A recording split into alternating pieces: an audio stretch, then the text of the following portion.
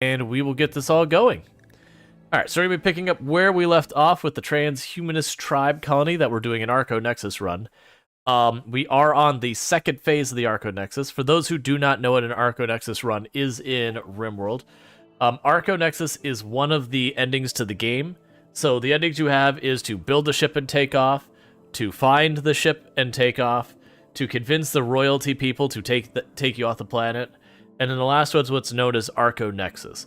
Arco Nexus is a lot different than the other runs, in the sense it's sort of like a New Game Plus run, where you build your colony, you hit about $350,000 worth of colony value, you have to ally with one of the factions out in the world, a specific one, and then you hit a button, and they go, okay, you can take 5 colonists, 5 animals, 7 items, and 1 relic with you.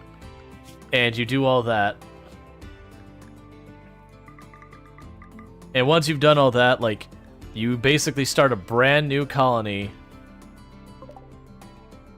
that's just those. No, we need to have someone refuel a campfire so we can have her run.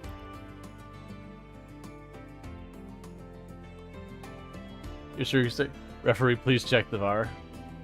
Yeah, I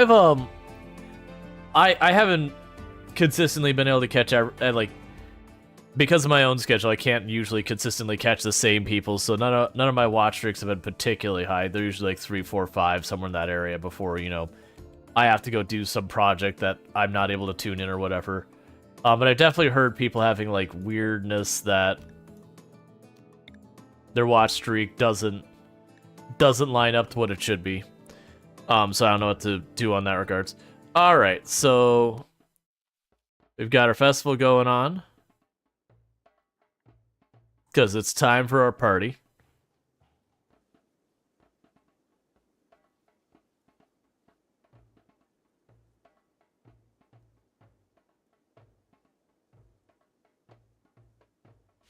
Football game, please. Hey, it was a fun fair. Excellent. Cool. But yeah, so colony's been going pretty good. If we check our wealth is getting pretty good. We're already up to about 250-ish thousand.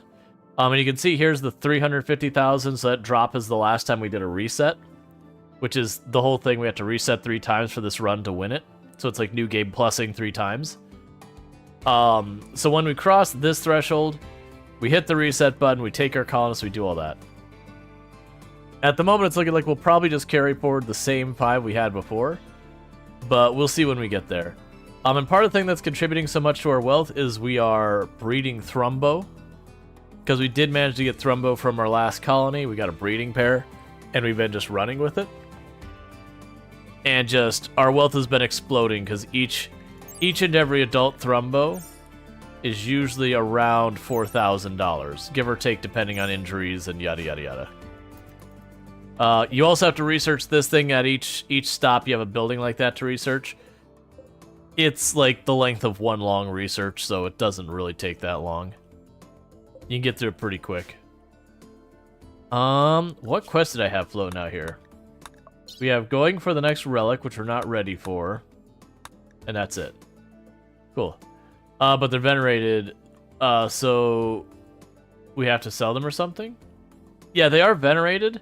If their population gets too much, releasing them or selling them is where it's at. Oh, if you mean to count towards colony wealth, no. If you actually look down here, this dark bluish green line on the bottom, that's creatures.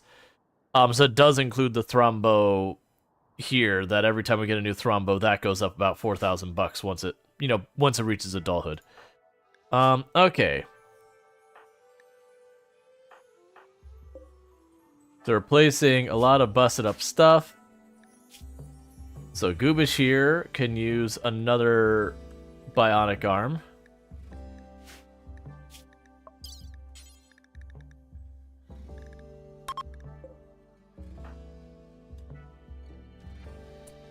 Alright. So you're in the bed. 12 and 13. So Illicit's going to go ahead and take care of installing your bionic arm. Because that'll get Goobish their last injury gone. They lost their thumb, so we're just gonna replace their arm. That's how this works. Cool.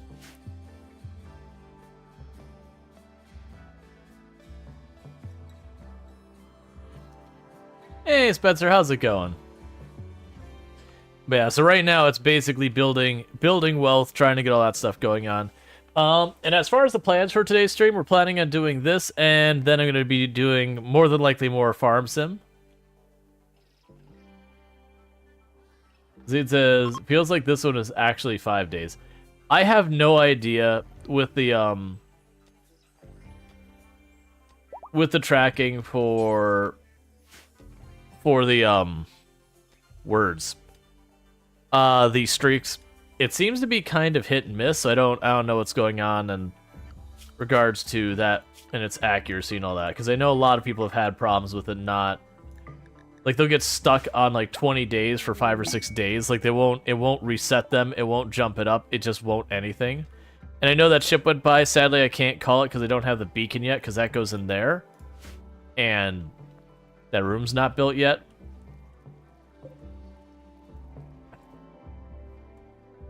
Alright, have you finished building? Okay, so you finished smoothing this. No, you haven't. You're still working on it. Because that's the issue right now, is I'm slowly trying to make our place nicer. Protecting royals.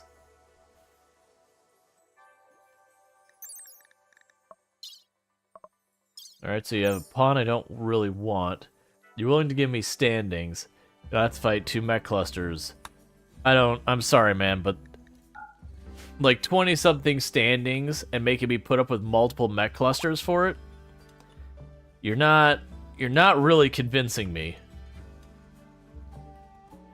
One of the challenges you moderate got permaban, no warning, no suspension, just permaban, but it got unbanned after 2 days. No explanation, no apologies.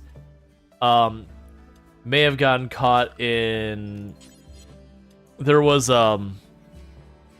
mass reporting and hate raids during the whole fiasco where Twitch backed off its policies and all that for like nudity and art and whatnot.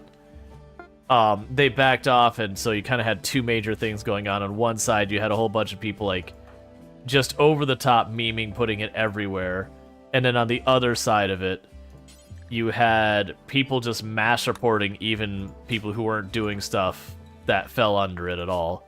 Like, they would just have the tag on and doing something pretty mild nothing, and they were getting mass reported. There, you're already on it. Yeah. No, but I'm wondering if they had a tag, regardless of what they were doing, that they had a tag that was one of the ones getting mass reported. And for the record, I say it's mass reported. It wasn't being mass reported correctly. It was people upset about the policy change, just reporting any and all channels with the tags. And then because of just how Twitch handles it, it was just if you had enough reports, it was apparently triggering bans and all that. Which is a problem if that is actually the case. I can't confirm that one way or the other. But it wouldn't surprise me if they have something like that.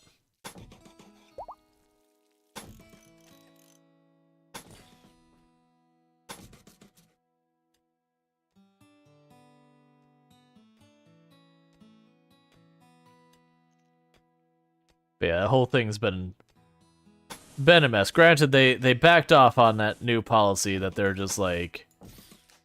I honestly, to me, I think the only reason they backed off is I think because it is going into the holidays and Twitch does have their staff, you know, take time off for the holidays and all that. It almost feels like they realized they couldn't deal with it right now, and so they just went, never mind.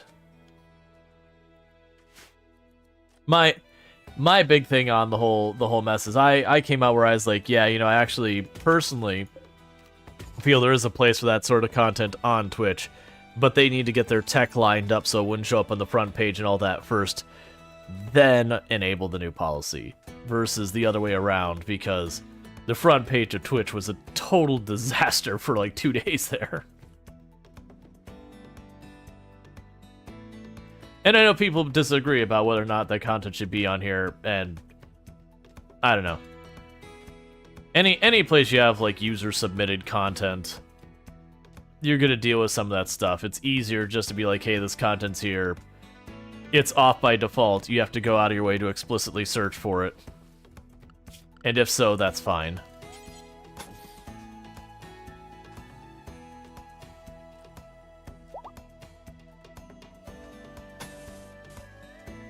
I'll leave that alone. You're gonna burn through all that. Let's go ahead and do all this. Yeah, so like their tech was just not ready for what they were doing.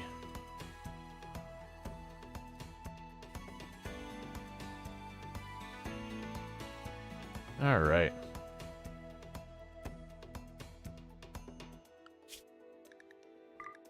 And we've got ourselves a brand new Thrumbo. The Thrumbo population grows, and so does the colony wealth. Then plus we're working, this is going to be our hospital over here. This is going to be a storage room over here. I think this room will become the armory once this becomes like the main storage room. And I'm just carving this out because there's steel back there. I actually don't have plans for that room really right now. It's just there was steel there. I'd like the steel, so we're mining it.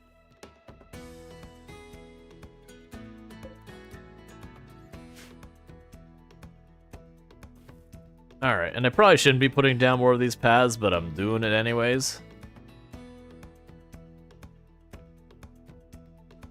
Whichever said, yeah, you put yourself on your side of the fence as well.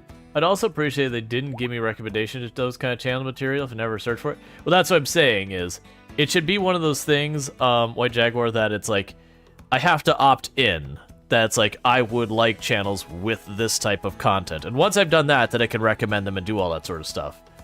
But, and it should be for all content tags, by the way, like violence, alcohol consumption, nudity, like anything that like right now you can click on it, and if you haven't already said, yes, I'm cool with this, shouldn't show up in the homepage at all.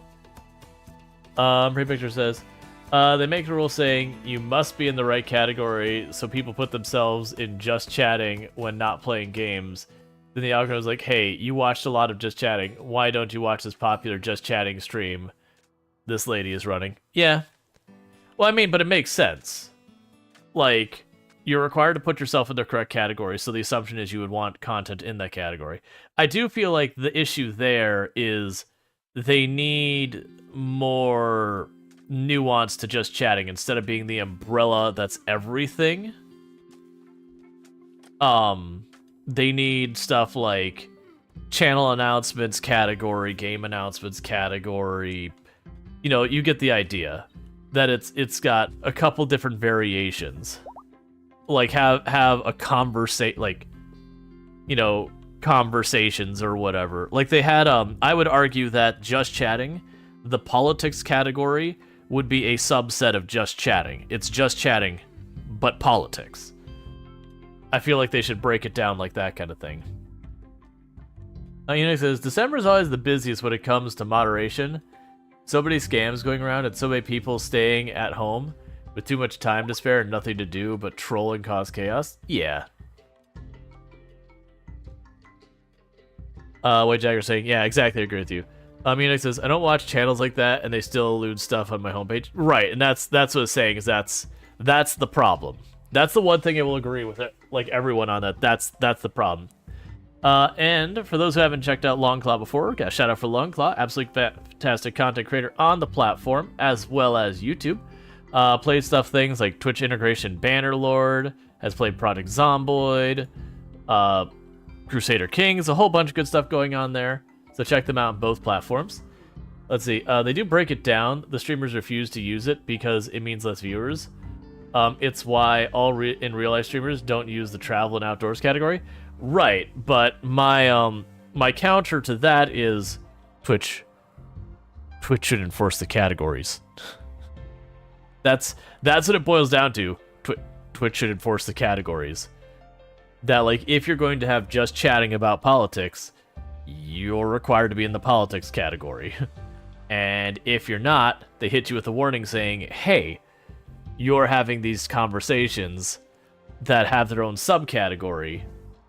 You need to be in that category. Now, I get if you're just having a conversation and it floats between topics and stuff like that. okay, sure, just chatting is fine. But like if you're going in and saying, hey, we are going to have a conversation about this or whatever. And it says Twitch is 13 plus. They can't just rely on people labeling their stream. I hear you, Ianek, but that's just it. If I go onto any other platform out there, like any platform out there, that has, you know, where people can access, like Reddit and Twitter and all these other ones, you do depend on people self-labeling and self-moderating, and then going in and when people don't do the right thing. It's the unfortunate reality when you're using user-submitted data. There is no real way to go through and handle it all other than that. Right, but that's the issue. Like, policy enforcement also becomes difficult because you have to allocate resources to that policy enforcement that you can't put in our place. And that's even if even if they don't open the doors and say this content is straight up banned. You know, like they still have to have people go through, track it, moderate it, verify the complaint, and all that stuff. That's been the pain point of content on the internet since the very beginning is, you know, policing rule breaks, policing these kind of things, like whatever your policies are. Like it doesn't even matter. The policy doesn't even have to be about these topics. Just whatever policies are, you know, that it's not a hard rule, but as a content creator, if I'm going to be away from my stream for more than 15 minutes, there's an expectation on Twitch that they actually have the TO or in the term saying, you know, hey, if you're going to be away for more than 15 minutes, you should end stream. Now, it's not you don't do it and you get like a suspension or something, but if you don't do it regularly, it is a concern that you could potentially get hit because they're like, hey, don't do that. But they don't enforce it at all. They have all sorts of policies about what you do and don't advertise on your own that a lot of people in violations of, and they don't enforce it. There's very flagrant DMCA violation across the entire platform that people just stream copywritten music, the entire thing that they have no license to or whatever. And that can actually get Amazon/Twitch in legal trouble if they're seen as not doing their responsibility about trying to, you know, enforce DMCA. And I honestly keep waiting for that shoe to drop. That just one day we're going to pop in here. I'm going to go ahead and get... Where are you at? What? There we go. Get those going again. Then I just keep waiting for the shoe to drop, like Disney to come through, like their MGM Music or whatever. Like one of the big music labels. Alright, so Sappers. Do I want to engage on them? Because they're going to smash through my walls, which is going to be mostly annoying.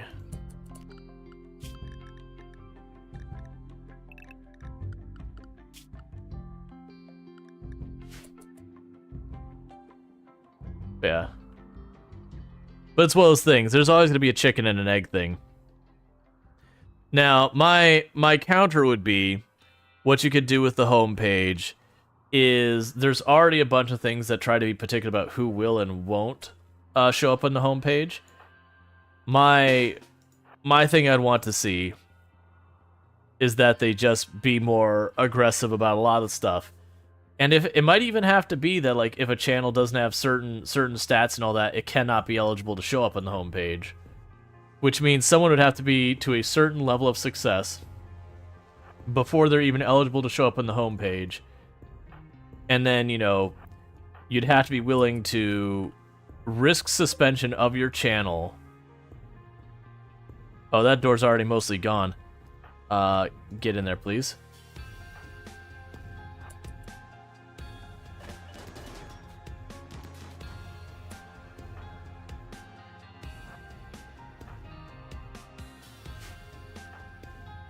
Yeah, no, there's definitely more they need to do. Oh, I was really expecting you to get moving, Goob.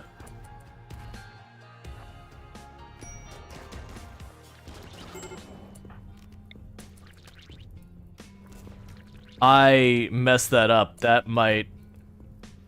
And you just stop moving. Stop moving and start shooting. You get cover from that angle. Predators are gonna have to defend themselves against fire right now. Oh, what am I doing? You have the animals. This is what happens when I don't play for like more than 2 days. Yeah, so the reason why we might be completely screwed is none of my people are able to really fight because they're all running being on fire. Like you see, just everyone is running on fire right now. And Proger's surrounded by fire, so they have to like hold their ground.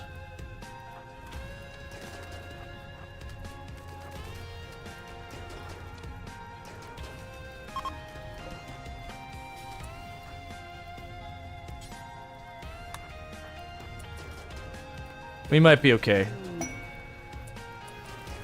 You're late to the party. I appreciate the rescue, but the party's over, man.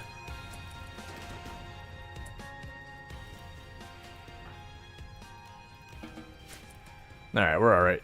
I was really scared that we were just gonna get scattered and that was gonna be it.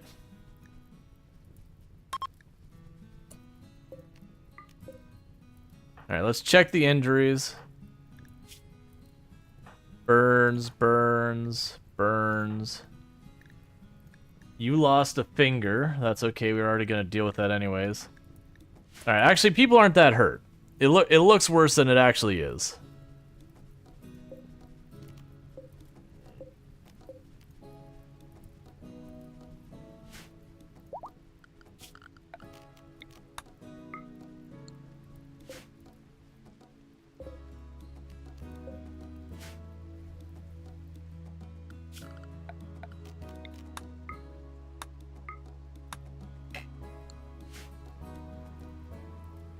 Hey, Karos, how's it going? Getting that 5 stream streak, and hey, Darstrider. Alright. Listen, I want you to repair... Oh, wait. First we need to fix our assignments. I need to repair that door before everyone... You're out of wood.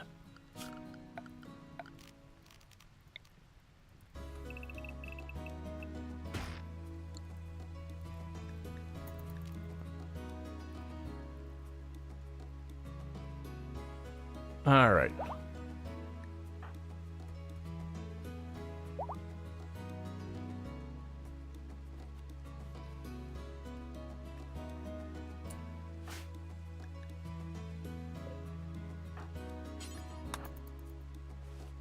A lot of these people don't seem to be getting tended to. And then Such a Cookie, sorry, not Such a Cookie. Yes, no, Spencer having the 5-day stream streak. So congratulations on your extra points and all that good stuff. Thank you for that as well.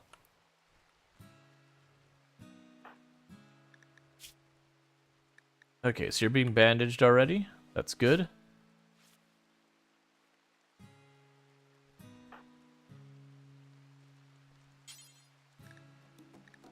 There, get the door before all the pigs escape.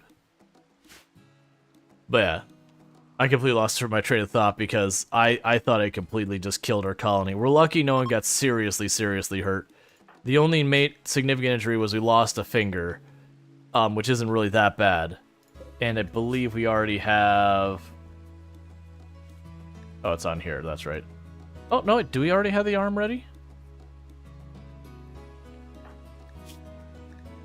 I'm not going to queue it up now. Yeah, so we do already have the arm ready. I want to wait till they heal up for that.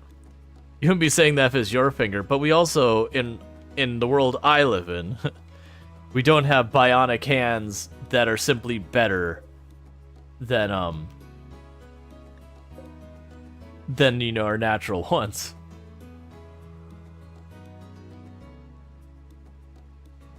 Alright, so that was...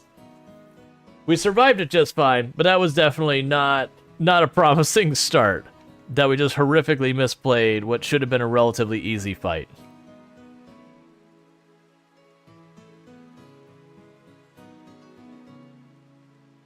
We do have pretty good prosthetics? Yeah, but nothing compared to what your natural limbs are. Not yet. That is one of those ones that gets into interesting discussions of like, okay, but what do we do when, you know, the prosthetics are better? And it's like, that gets to be honestly very interesting. Where you sit there and go, okay, to give your kid like the best competitive chance, you know, do you just, they're born and you just take out their not as good, not as good, arm and leg and put in the cybernetic ones or whatever. And obviously that gets really, really concerning and dystopian and all that kind of stuff. But there is a certain question to be had there, because people could go, well, yada yada, best of the best, yada yada yada. And you go, okay, but like, it gets really messed up pretty quick is the point. But we're nowhere near that. The closest we have is for running. That there are the spring legs that do give people an advantage in that one specific thing. Could get expensive to do that though. It costs an arm and a leg. Yup.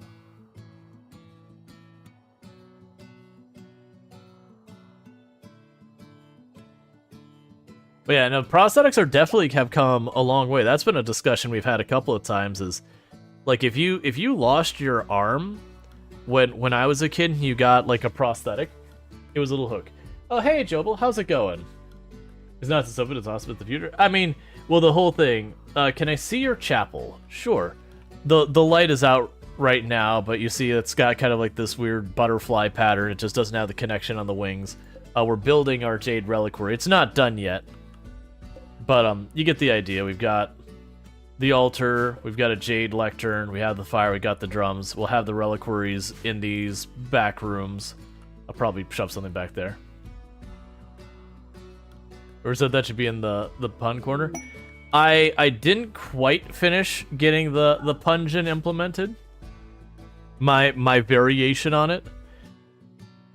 I've got it started. The big thing that's missing is where it'd be like, such and such has been, was attempted to be sent to the pungent for the 5th time. I haven't got that sorted out the way I want it. Because that's kind of the thing, is how often did certain people would have gotten sent to the pungent.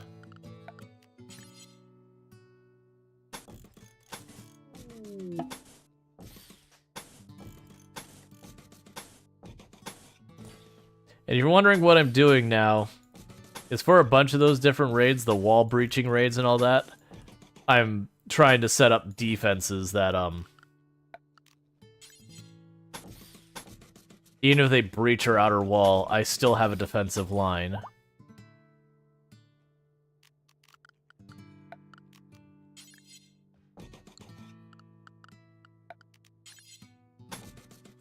And that's the reasons why I'm making it so they have 2 different sides to them. Is so, basically, regardless of where the threat shows up, I run to the defensive line. If they show up in the courtyard here, that's why I'm mining that out. I have this area to fight from. If they knock through the wall here, I get this area to fight from again. Same with this side. This side will be mostly useless. Royal Tribute Collector. Cool, I'm not going to give you anything, sorry. Hey, Pronger, how's it going? Alright.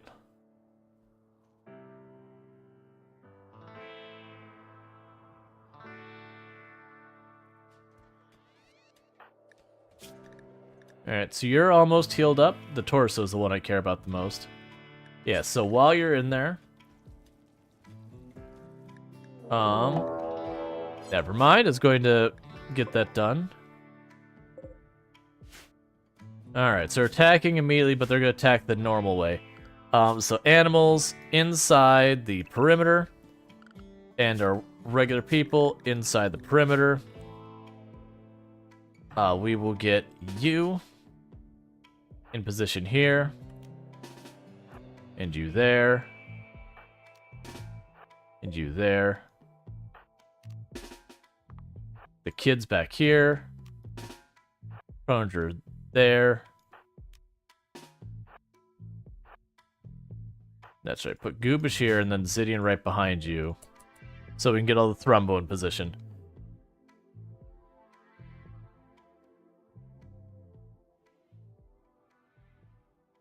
I don't have to worry about Papa Strider overhearing.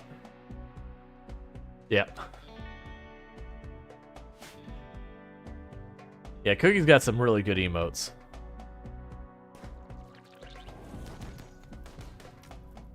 Alright, so yeah, the Fallen Empire versus this attack of imps.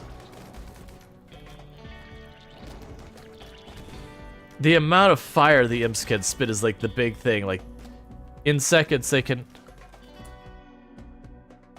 Oh, for a moment I thought they're inside my perimeter. Like, wait, but how?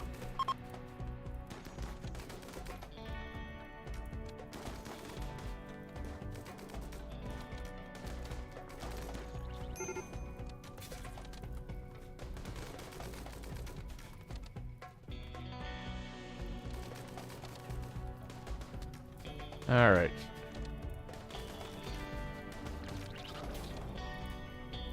That's all they're doing. They're just running up, spitting fire, and just scattering people. That's just what they do.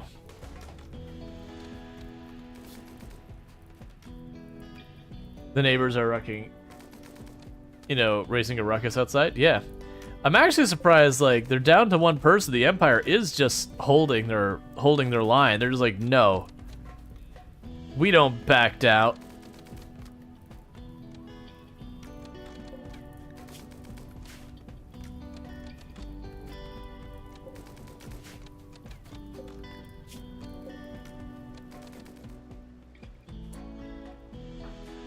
So the problem is I need this guy to go down, and soon, because my people are gonna start getting really mad from being out in the, like not getting food and all that kind of stuff. Hey, Alanorama, how's it going? Ooh, we might get ourselves a free LMG out of this. And the best part is I didn't even get any penalties to the faction because they fought each other and not having me involved in any way.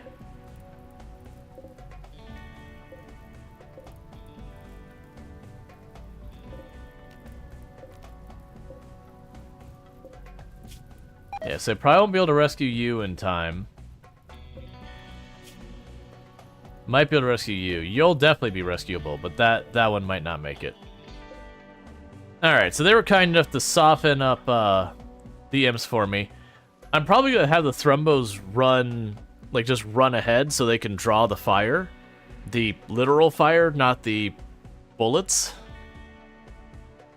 It is nice that it's raining, and I do have the one foam popper behind us.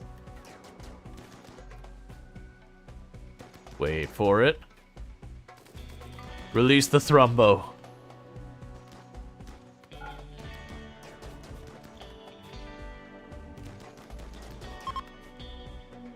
Alright, we still... There we go, they're all playing now. Cool, that actually worked out well, so schedule.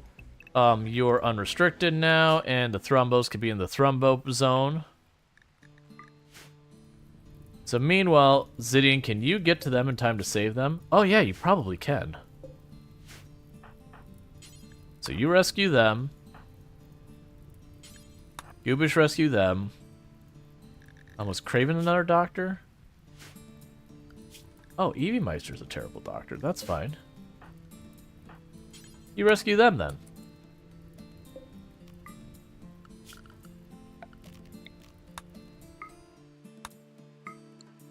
Cool. So after completely flubbing the first raid, but managing to survive because our people are super hardened, even though I misplayed the entire thing. The second one went well, mostly because we had the Fallen Empire just standing around, and the imps decided to go attack a much harder target than themselves. Now granted, they did win against the Empire, but, you know, then they had to contend with me as well, and that was definitely outside the realm of what they could handle. Okay, cool. Just making sure you're actually going to go tend with them. So hopefully we'll get the hospital on soon. Oh, but I totally blanked. For those who haven't checked out Alanorama, if you like RimWorld, that you like watching me play this game, you should also watch Alanorama. Alanorama plays a lot of RimWorld, lots of good times over there. Definitely would recommend. Who is supposed to be treating you? So definitely drop a follow over there and all that good stuff.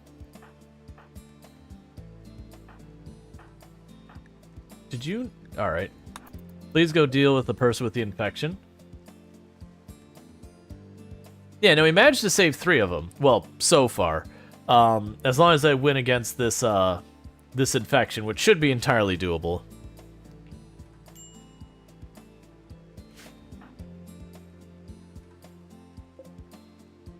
Alright.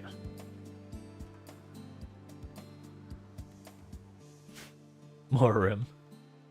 Yep. Yup. Alright.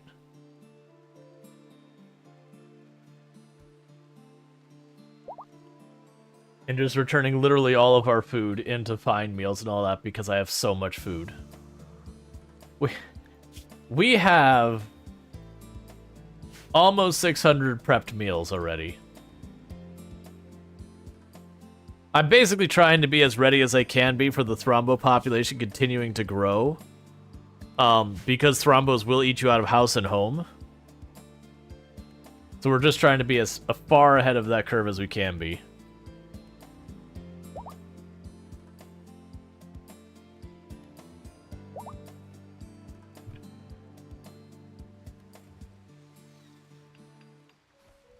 Alright, so you guys still smooth that out.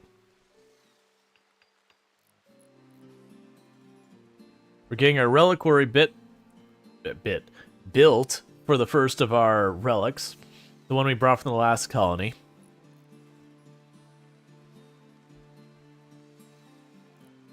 Alright, and you had a good tend on that infection, so you should be in good shape. Yeah, you're in good shape. You're not winning by a ton, but outside of like some really horrifically bad medical, you should be fine. Yeah, so I've got two fighting points inside this big open area. This one doesn't have one, which is a problem. But I am thinking what I could do is expand my area to something like that, and then build a defensive point like here. Same basic plan as these ones out here. If we get drop pod ready, just run my people in here, and I've got a defensive point to fight from. It wouldn't feature any kind of choke point to it, but quit giving me animals. I appreciate the sentiment, but I already have all the animals I can need.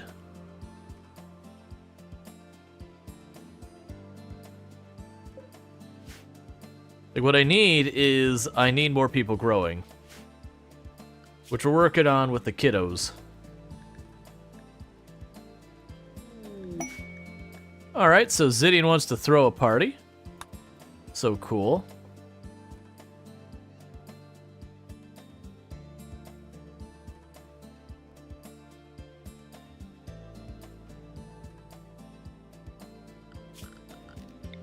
Well, disassembling that and then tearing up those floors to the to-do list.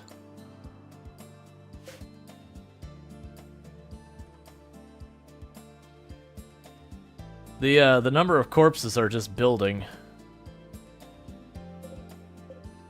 Yeah, no one here is gonna have a gear I care about. Nah.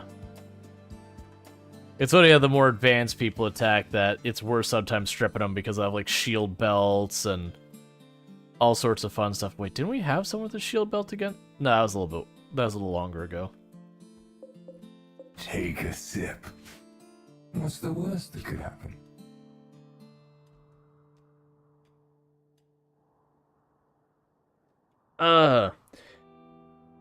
And I'm not sure if I already told you, Alanarama. So this is the same run that you had, that you were our main melee pawn. You did carry the first reset a really long time. You didn't, unfortunately, make it at the end. We had one of those cases with a Mechanator fight that you got hit by a Scorcher, and there's where I had the entire rest of my line of fighters, and they went this way, and you went that way. And we tried really hard to save you, but unfortunately, mechs did what mechs do. But your character held it down. They were like MVP of combat in that colony. It was a real painful loss. We did some ancient danger diving trying to bring you back, but just didn't have any luck. But that do be RimWorld. Yonder corpse pile is a doozy. Yeah, I liked the last one where we used the deep part of the river as our kill box. That worked extremely well. The only stuff that gave us trouble is when we had to run out and go after mech clusters, because that's always trouble.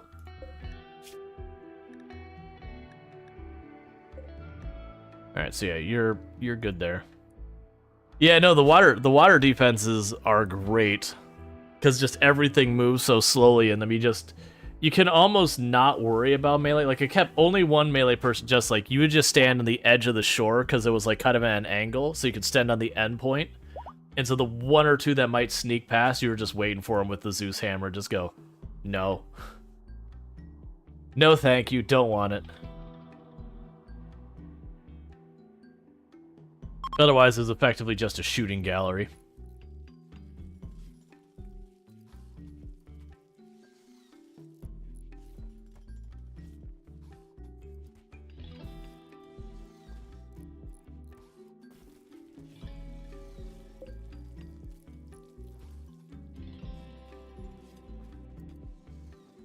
Honestly, what I might even do is when this becomes the main supply room, half of this will be the armory, and the other half might just be for the package meals, because the package meals don't actually need to be refrigerated at all. So they're just kind of taking up space in here. I just don't have another space for them. But at least we have a dedicated miner, even though they're not particularly fast at it yet. That should get us cleared up. Okay.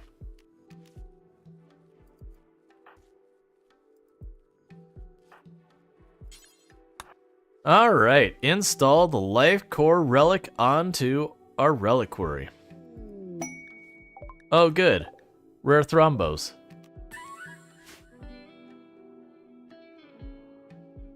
Let's get more friends. Let's let the thrombo population continue to grow.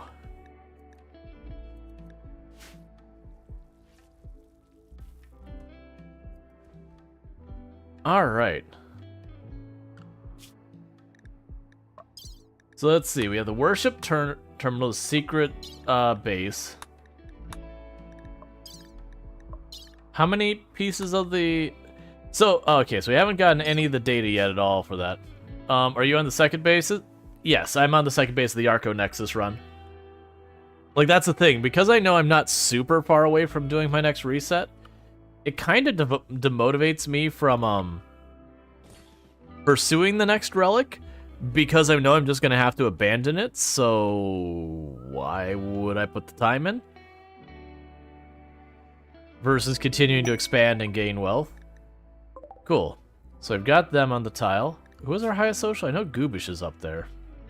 It is Goobish.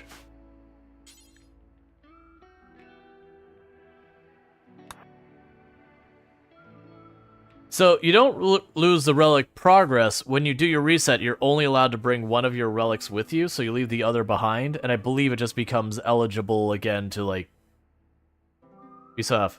Oh, that's... I forgot we had a heal mech serum. Well, you can take the prosthetic leg. I've got better. I'll take your gold for more prosthetic stuff. You're not selling Glitter World, which is quite the shame. You can have a pile of Psi T. You don't have components or any of that for me. I'll take this just because. Alright, I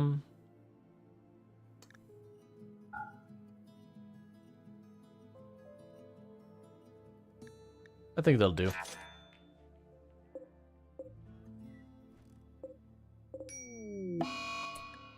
Disease malaria.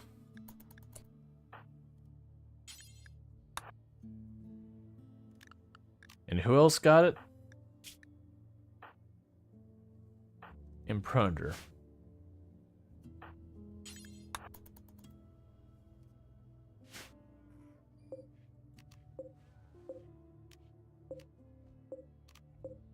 That's just for when I research medicine, we can have it. Yeah, so you only get to take one relic with you, so I'm just gonna keep that life cube going forward. Till we get to, like, the final phase of the run. And then with the final phase, it's always the thing, do you, like... Do we just keep the colony going till we're happy? Are you gonna get all... Like, are you gonna start dying of lung rot because you're standing on top of a rotting corpse? Like, just doing laps on it? So far, you're okay. Did you get sick? You did. You got malaria.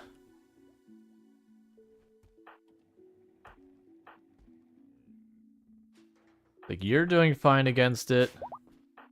And Eevee Meister is the other one, and they're doing well against it right now.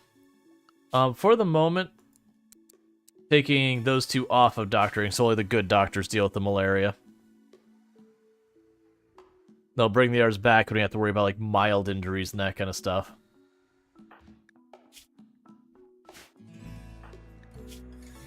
Alright. You can get your bionic arm.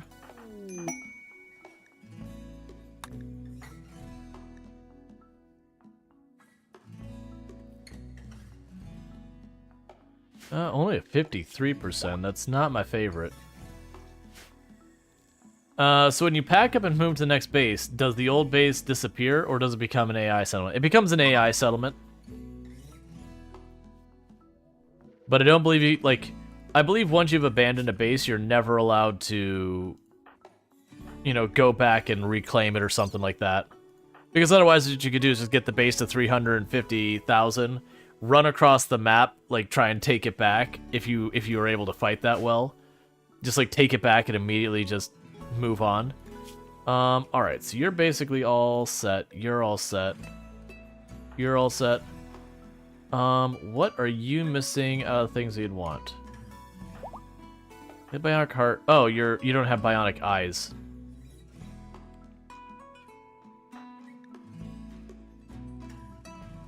Alright, so we look at our bench. I can use our bionic arm. 2 bionic eyes. 2 bionic ears will go on the shopping list.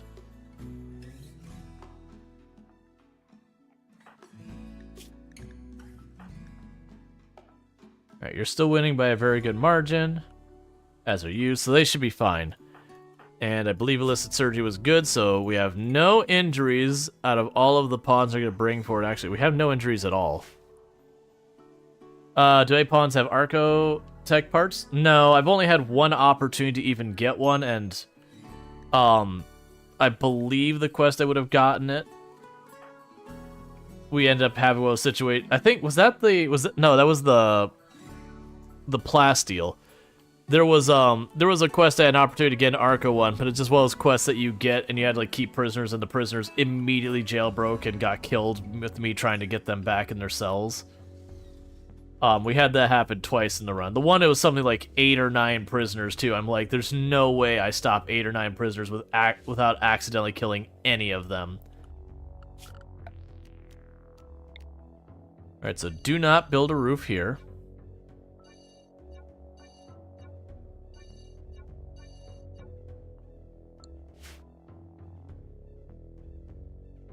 And we're doing good on power. That's proceeding fine. We're continuing to cut brick. You still haven't had a chance to smooth that wall out. That's perfectly fine. What are you working on, by the way? Removing roof? Oh, there's a handful of roof tiles there. That's fine. Yeah, so you're working on building those defensive lines just in case I need them.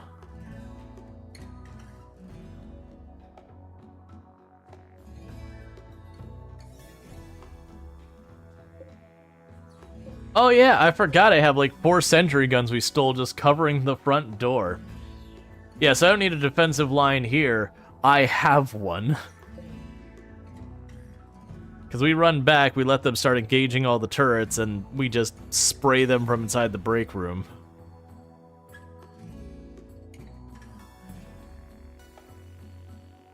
Like, have our melee pawn stand up front. Medical treatment on both of you.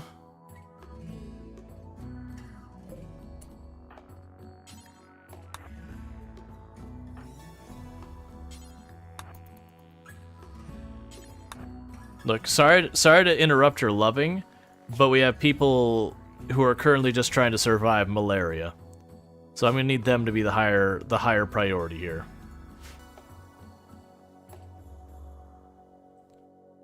You didn't time that out well.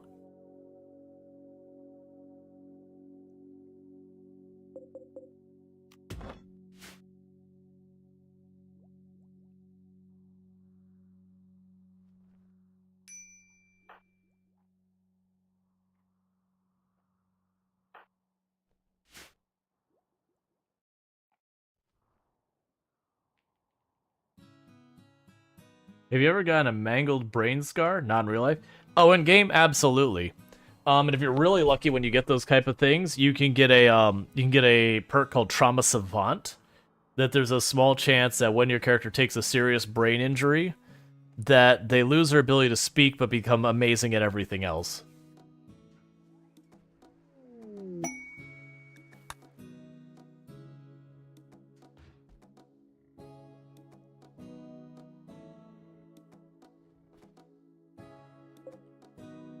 All right. Okay, you want me to sell you 3 bionic stomachs, and you're willing to give me 441 gold. I don't think I could do that even if I wanted to.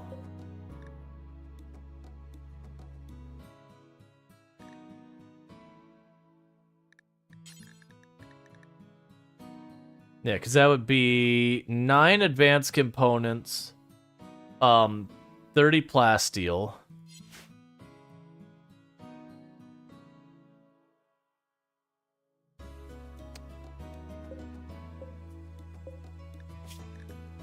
I mean, I could do it. How long are you gonna get? So it's 7 days to accept it, and I can get all that gold. I'm gonna leave it alone. I think it's doable, but I don't think the gold's that important.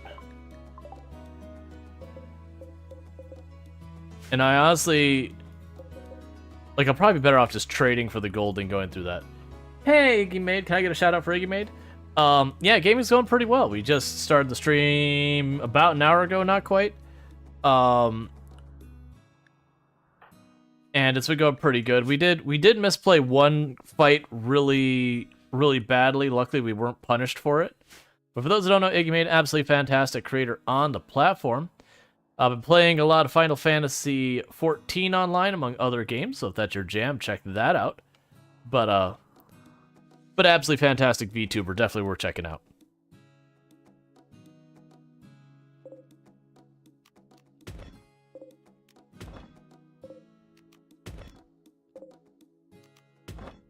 Alright, just tell him to start trying to haul all this in. Give our enemies less options to get cover when we get into a one-on-one fight.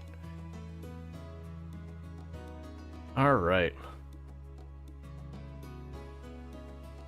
So these two should be just about finished with their... Yeah, so you're about to hit immune. Yeah, so you're both going to hit immune. You're winning by like 30%. That's using tribal medicine that you've led that much. That's because our doctors have gotten really good. So we can go ahead and go back to these two, and you can be back on doctoring. Because even if we had like a 10 to 0%, they should be far enough ahead. That's not a worry.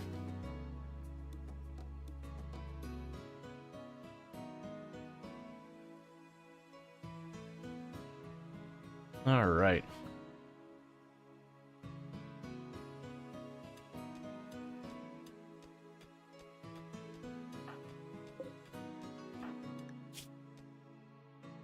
Someday you'll be good at mining. Someday. We're working on it. You'll get there at some point.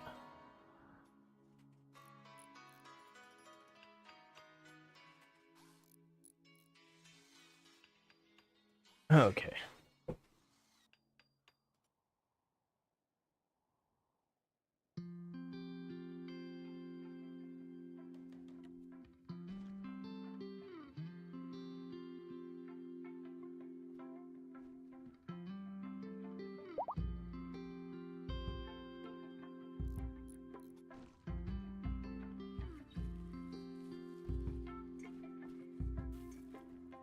It seems like a lot of the animals that we're butchering because of the population aren't even getting processed because poor Proger just cooks all day long and is making just survival meals endlessly.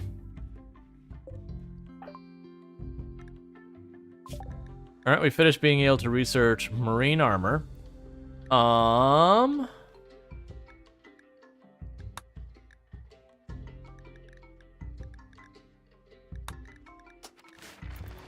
We'll research medicine next.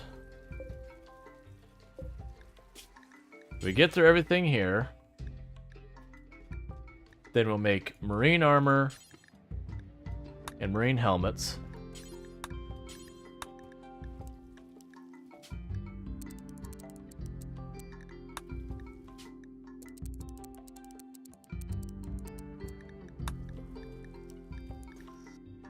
All right. Best cook on the rim? Absolutely. I mean, you've got almost 600 meals just prepped here. Roof collapsed because no support? Wait a second.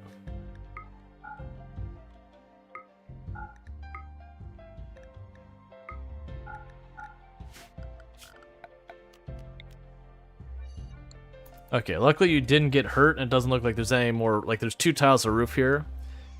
But, illicit I'd say you should take that apart the moment you get over there.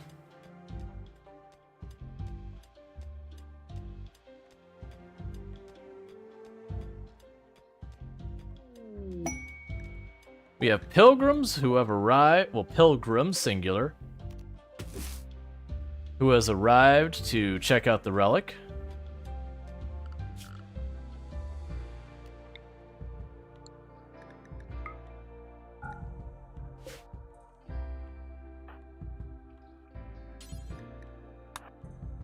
Has to make sure we remove that roof so the next time someone mines that they don't immediately have it drop in their head.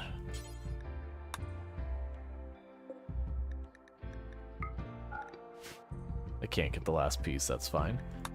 Alright.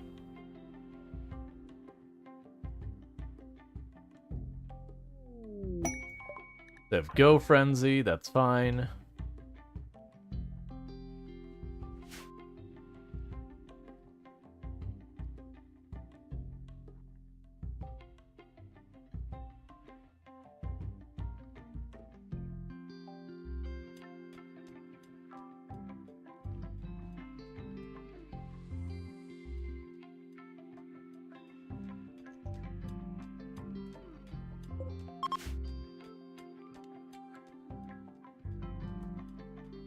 Cool.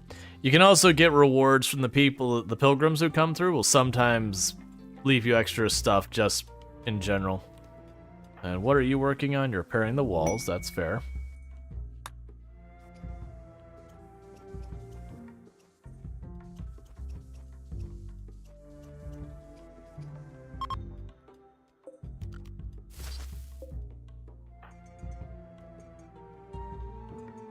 Okay, when that's done, they'll go back to smoothing these rooms that should have been smooth forever ago or had some type of flooring put in. It's fine.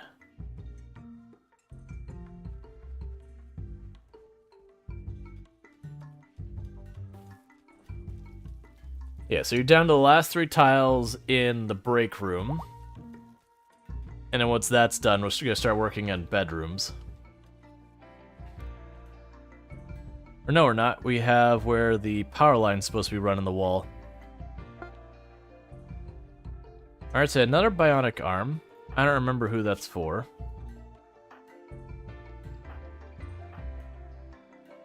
Oh, it's for Zidian. Right. Operations, add bionic arm. Okay. Illicit's got inspired surgery and is one of my best doctors, so that's perfect.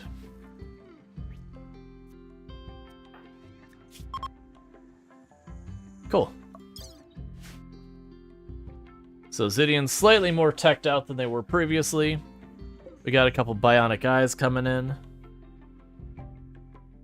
It'll keep that moving around. Alright. So we have a desire to have the de-aging thing. And even though this isn't Zidian's room, we are going to put it there because Evie Meister is a child. They're not even going to be an adult for a little while longer. So they're going to just have to deal with housing Zidian and their de-aging, whatever the crap it's called, the biosculptor. That's what it is, the biosculptor pod. Is it? It took some back and forth with Twitch, but they fixed the browser window resizing issue. Oh, good. I'm glad to hear. I honestly was expecting them to treat it as well as things that's so niche they probably don't have to worry about.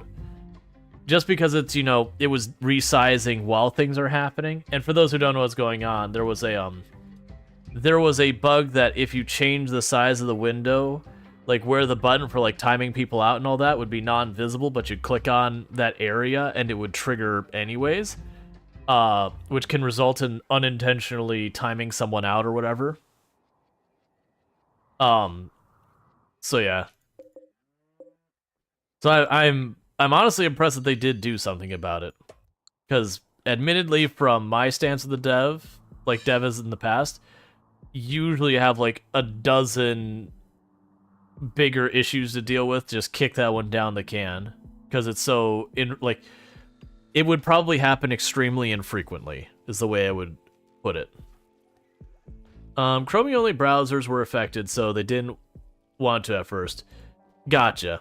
That was gonna say, like, I'm surprised they did it, just because, like, at least for me, it'd be one of those things that, you know, it's only affecting this browser under very specific circumstances that, you know,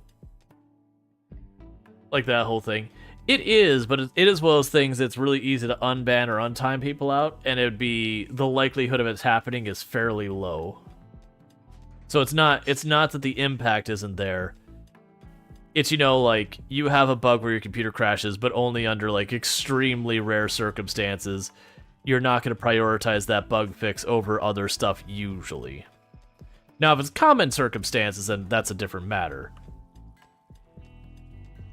At least one person did it. Yeah. Like, that's the thing. I'm glad they fixed it. It's just, usually you have a giant mountain of issues over ones that are, unlikely to occur on any real frequency. At least maybe you're not the only one who complained about it or whatever. But I was kind of assuming in my head that would be in an entire year single-digit instances of that being triggered. That's one of those things like, okay, is it negatively impactful? Sure. But kind of, you only got N amount of hours to put into fixing things. Are there other problems that are bigger? I would assume there are. But no, I'm glad it's fixed. I'm just surprised.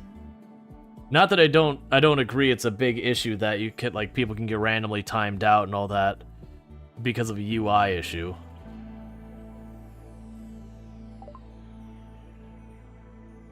Alright, medicine production.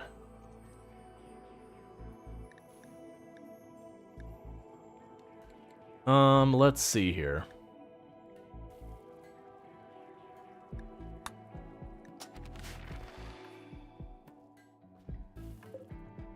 So now I can go here and say, make the medicine.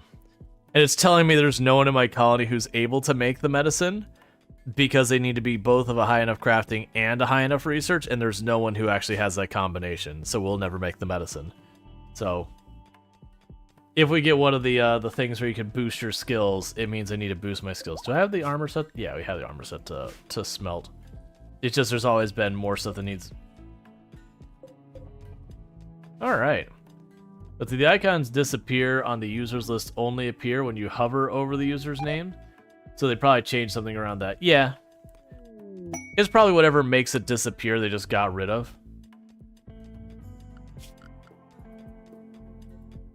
Or something like that.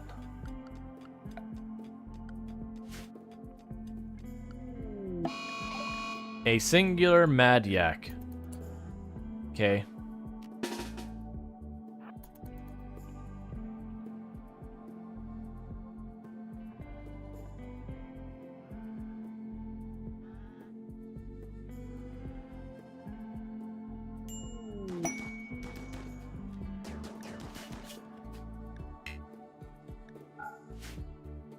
Alright, and sorted. Yeah, yak attack. Absolutely. Fear the yak. Nobody was ready for the yak. Can we get some nutrients put in there?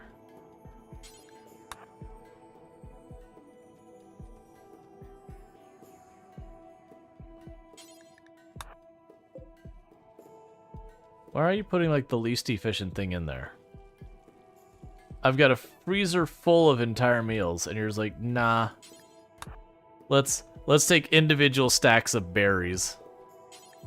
And they will put the meals in there, by the way. I've seen them do it plenty of times.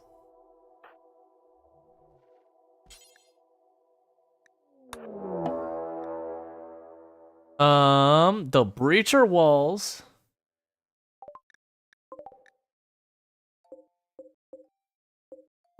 Alright, so they're mostly grenades, but a couple of guns, almost all grenades, with a couple of guns to back him up.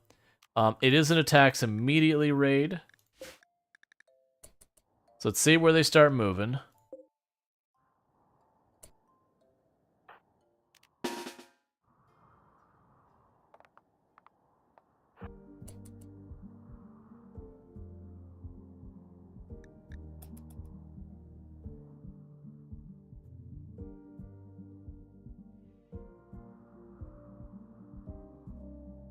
It's really not where I want you to go.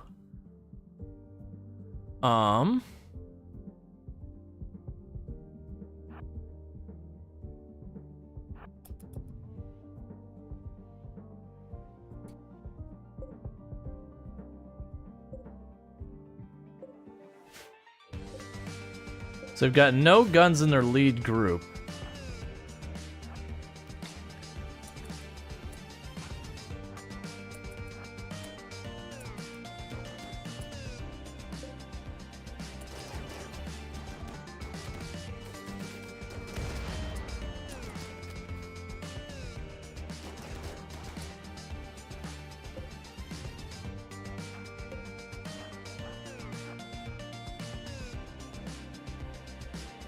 Alright, so getting back in position, let's duck through the wall real fast. Duck through the wall real fast. Please duck through the wall faster.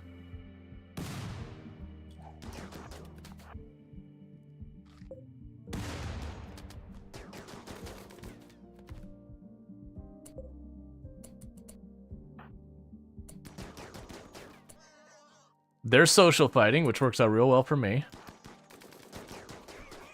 Alright, Goob, start baiting out the... Got grenades inbound. Spread out.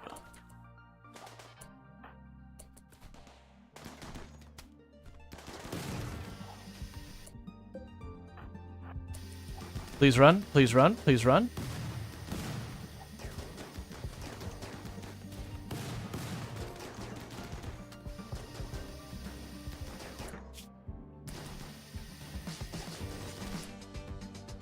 Alright, you need to retreat. You're just tox gas build up fast. Just trying to gas Goob into the grave.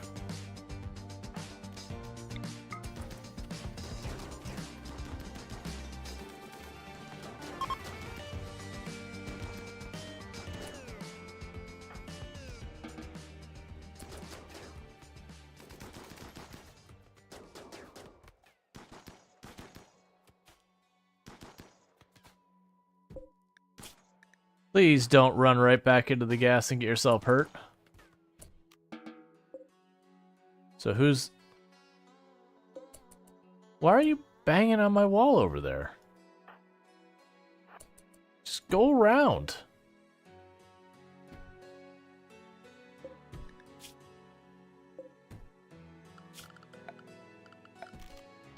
There's no need for it.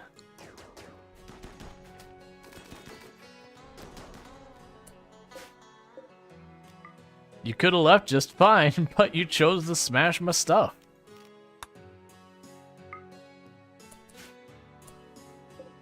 Alright, so let's take a look here. How are the injuries? Just bruises, just bruises, just bruises, just bruises. Excellent. No, there's no one even bleeding. But that's because it's basically nothing but like tox gas nonsense.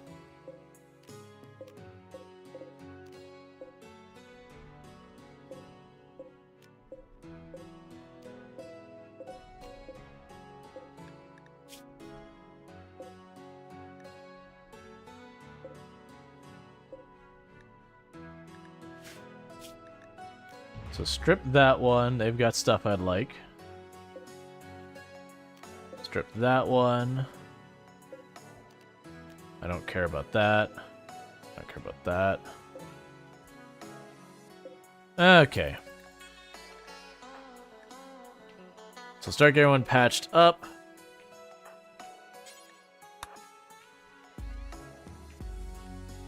And pretty soon we need to do the age reversal on Zidian.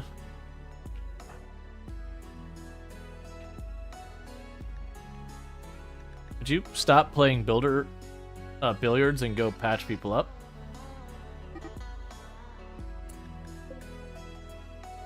Of course.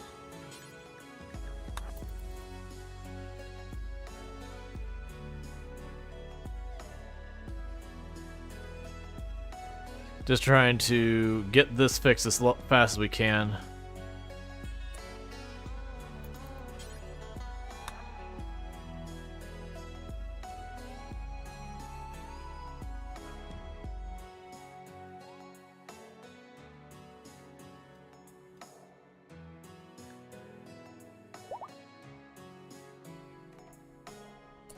Hey, Layla Sim.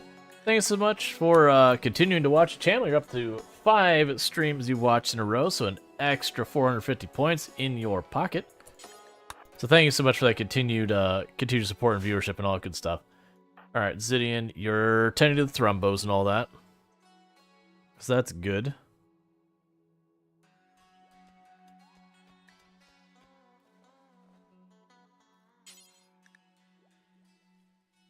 All right, so age reversal for Zidian.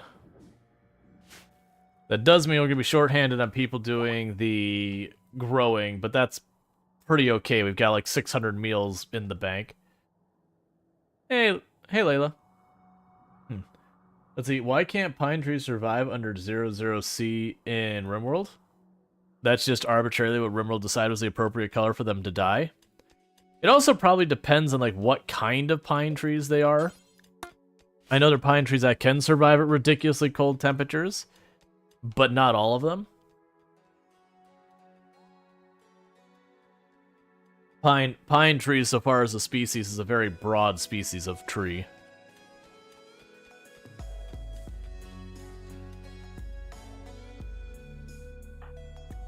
Alright, so you're all better. You'll be better soon.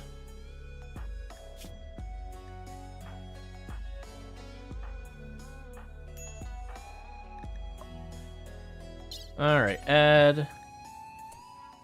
Install Bionic Eye left. And Bionic Eye right.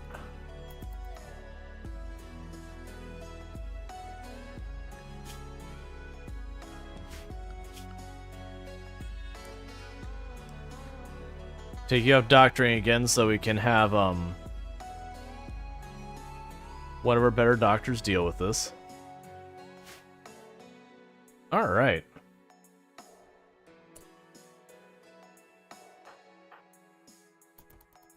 Right, so we'll just wait for Alyssa to not be sitting there.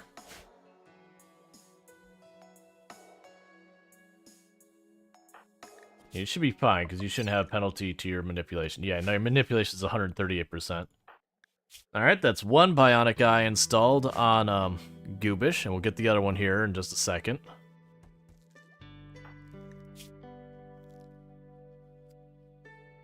Cool.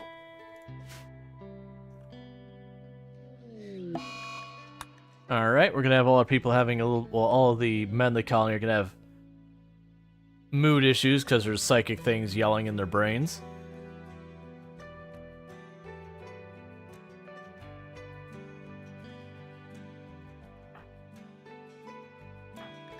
And how are you doing in your stats?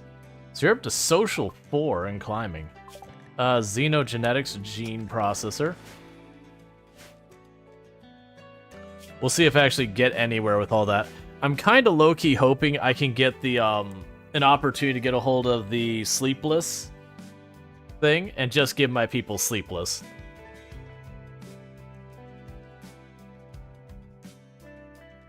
Or something like that nature. Like one of the decent ones.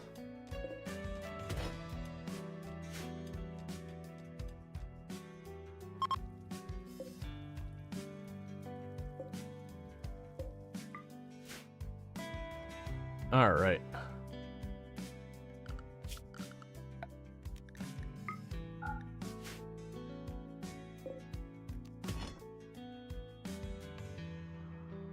Yeah, so we've got our defensive lines inside the wall sorted. The pigs are just going to go eating our crops. I do need to get this wall repaired. It's not a huge priority. I'd rather Illicit NZ recover from their injuries. That's fine. And Evie Meister is not too far from becoming an adult, and you're not too far from aging up once. Getting a little bit more you can work with. That's all good.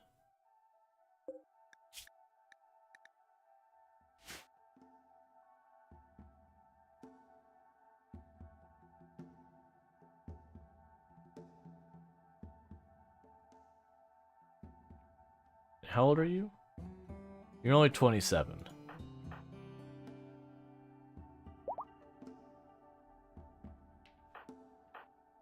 Yeah, so everyone in the colony is relatively young. We could start working on getting Goobish's age down potentially. I don't think I'm going to really prioritize that much, because right now Goobish is my main crafter. I don't really have a lot of spare people. So I'm just going to keep that focus as much as possible. This hospital should be coming together relatively soon.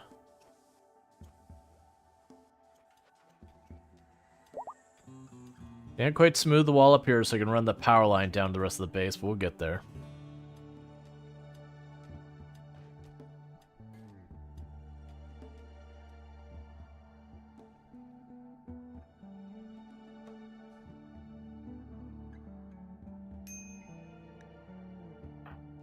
Minor break risk? Oh, moderate psychic drone. Yeah, that'll do it. I was about to say, it's like, minor break risk? I haven't seen a break risk in a while. Yeah, having a minus 33 from a psychic drone is, that'll do it.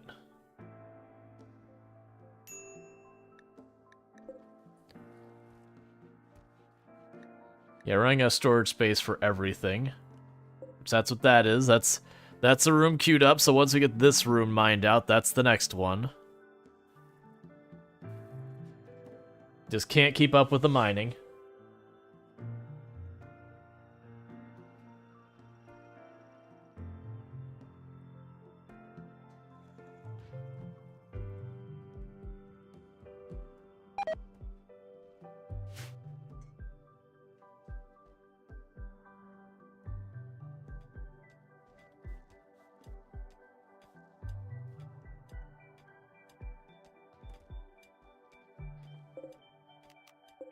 I just realized I no longer let the thrombos in this field, which is why those corpses are just laying there. No one's picking them up because the thrombos won't go there, so because they kept eating all my crops and it's becoming a problem.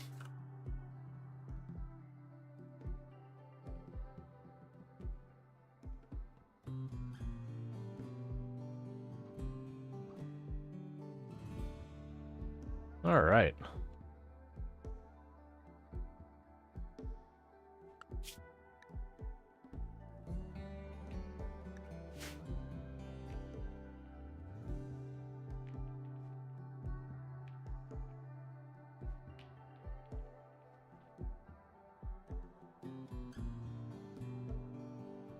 It'll be real hard in the next reset if we bring the 5 thrombos with us, or however many we're allowed to have. Because I'm not going to be able to keep them fed at the beginning. Yeah, thrombos can eat wild plants. That's the reason I took them off our fields, is I'm like, they'll figure it out if they're really hungry enough. But I mean, as far as me having stuff to keep them trained is going to be hard early on. But that's fine, because we'll do the reset, we'll prioritize getting our food online as fast as we can, and just like this one, where I'm just going to massively overproduce our food at the beginning. That'll be the plan there. Alright, as soon as that's smoothed...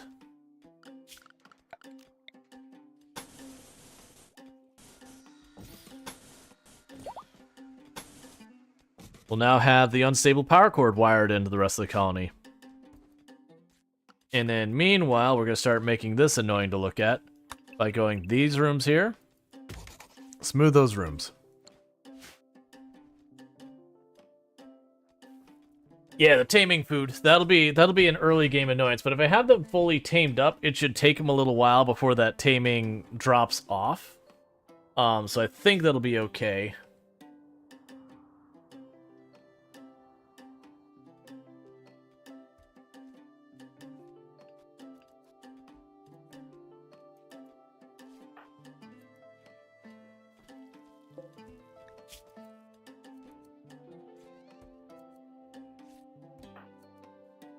Okay.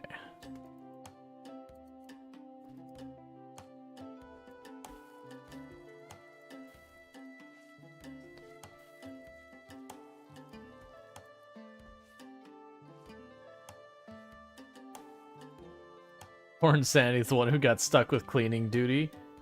And just with all of the messy animals everywhere, that's just what they do. They clean. That's all they do. That's all they will ever know is cleaning.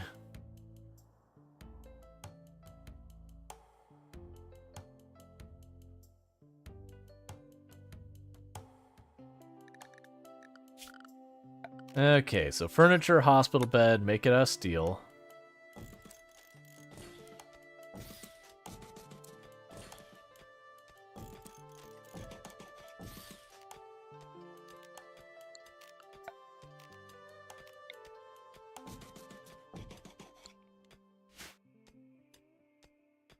We'll start getting that online.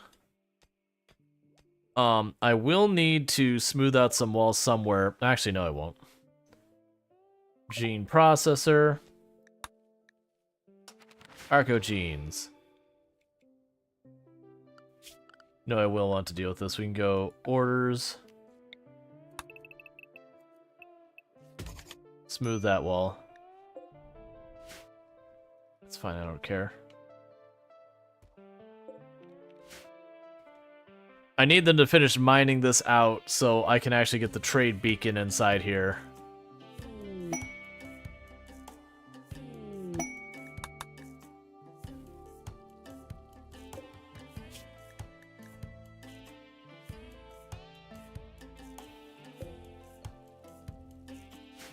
Okay.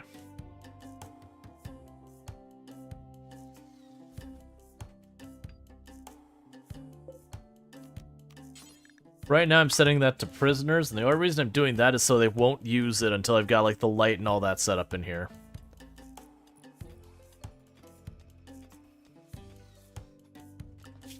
I'm gonna also have to smooth that out to get around.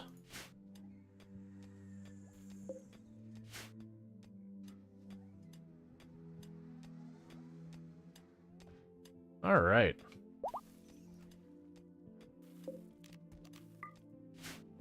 So Zidian's back in action, so that's good. Just gonna start catch up on that grown food. Any animal taming and all that's been neglected this whole time.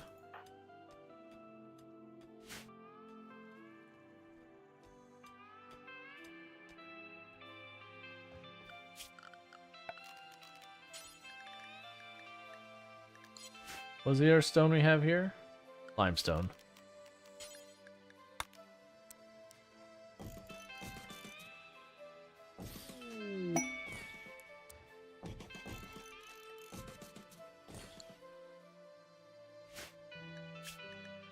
The loving duck as Perlica Beja, your abrasive gourmand.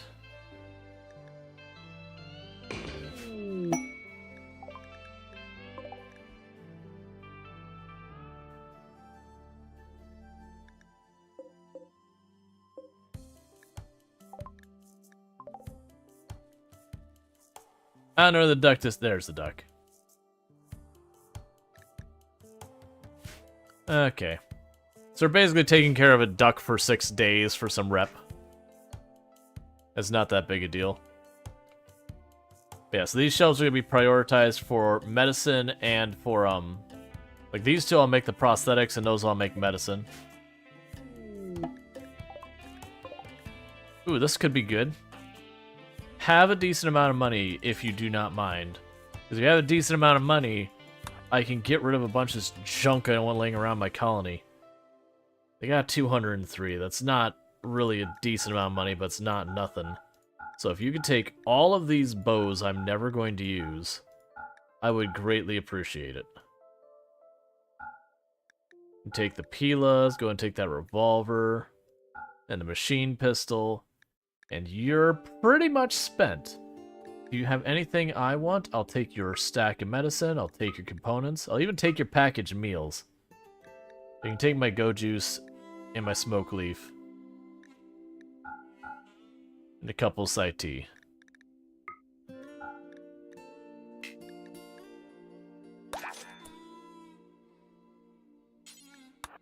can still get 11 more standings out, so gifts.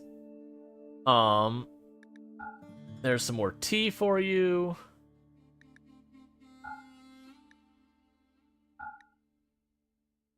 No, not the MP grenades. Have a bunch of tox grenades.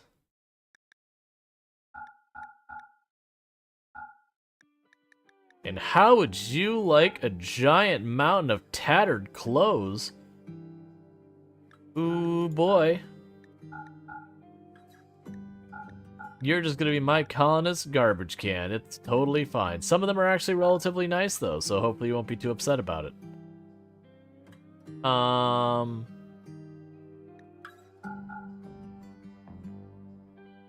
Let's try 500. 600. 800. There we go. That's a ticket. Excellent. We maxed them out for the moment.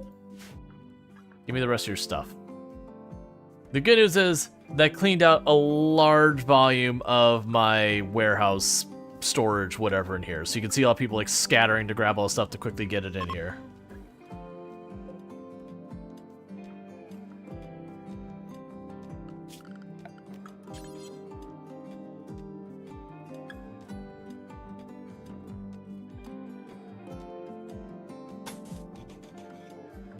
All right. Pods arrive. Romanos thanks you for letting her venerate the life core, and as a token has given you the following: an excellent jump pack, which they dropped all the way on the edge of the map as far away as they could. Go get your jump pack.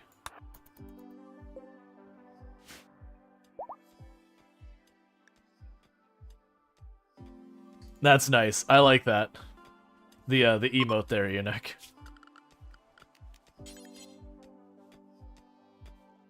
It's a good emote. Okay, so start filling in that wall like we've done with the others. It's totally fine. And what was the other thing we saw? It was that we have another baby Thrumbo. How's our colonist wealth doing? Yeah, we're still around the 250, but we're slightly over the 250. Yeah, because Eonek, that means I can use Eonek to bully a little bit, pop a shot off or two, and then jump back out when I need to cause some trouble. It's also mostly, there's room to put gear on. Why not use it?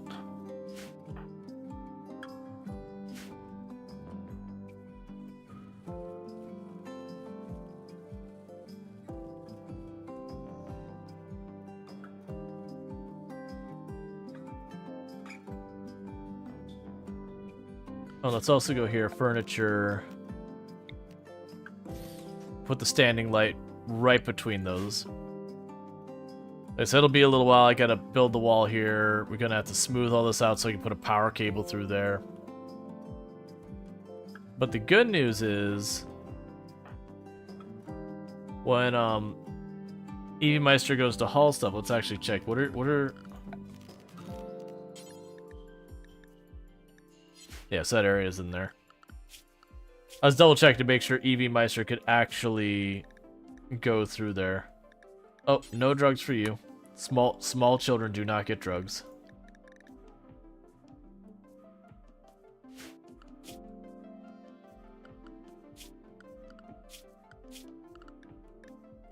Yeah, so you should be able to mine that area out. I've got nothing else for them to mine now other than this area. So they should start clearing out our storage room, and we should finally be able to get our beacon up. Start getting all the stuff that isn't weapons into here. Yada yada.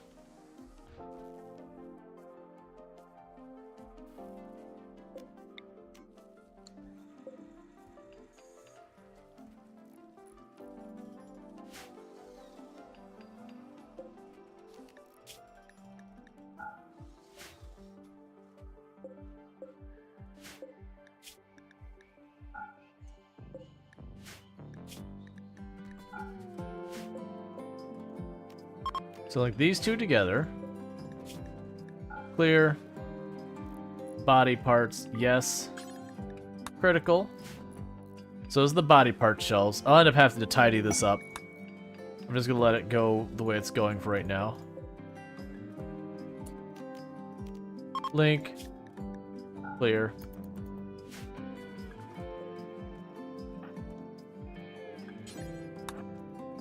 Prioritize that shelf. Alright, so we can go ahead and get our hospital set up here. I still need to get a lot of the other stuff done. Link, settings, clear, critical, medicine. Yes.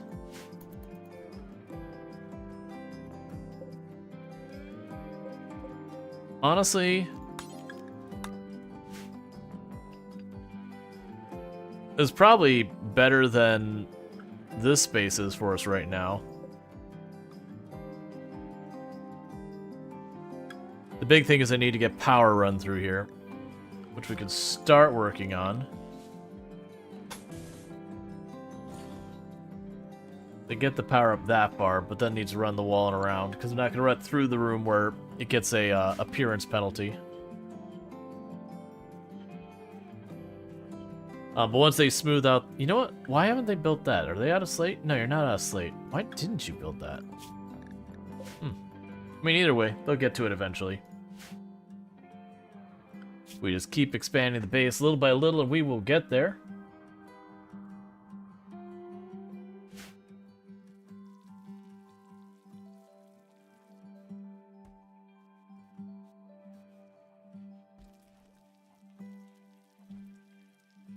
And our meals are once again back up to about 600.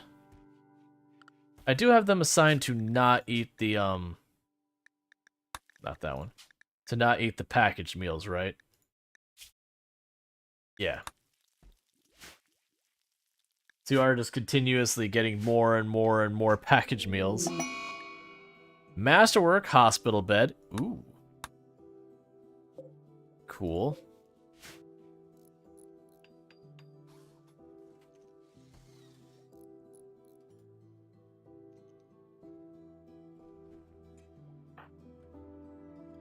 Alright, so you're gonna start building those walls.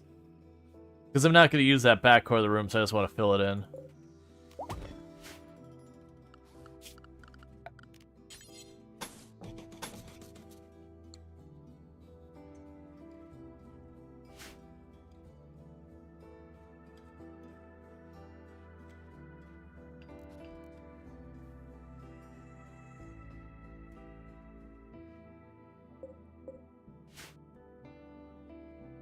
Once I get the lights on and everything in here, then we'll start getting back to trying to upgrade our pawns, anything we can upgrade them. There's not much left that I can upgrade the main 5 I'm gonna probably bring along. Once we get them all established, that they're fully upgraded, we'll start upgrading the art pawns. Alright, so that's the last tile here. And that means that's all filled in. Then we just wait for the wall to get smooth, run the power line through the wall. And then they, Alyssa can get back to doing the bedrooms. Cool. I still don't know what I'm doing with that room.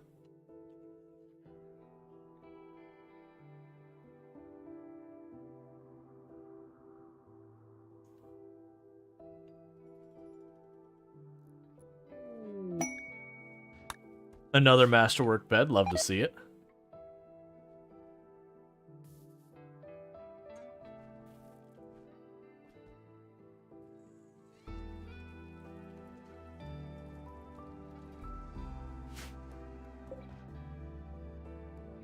Yeah, so really low on components at the moment.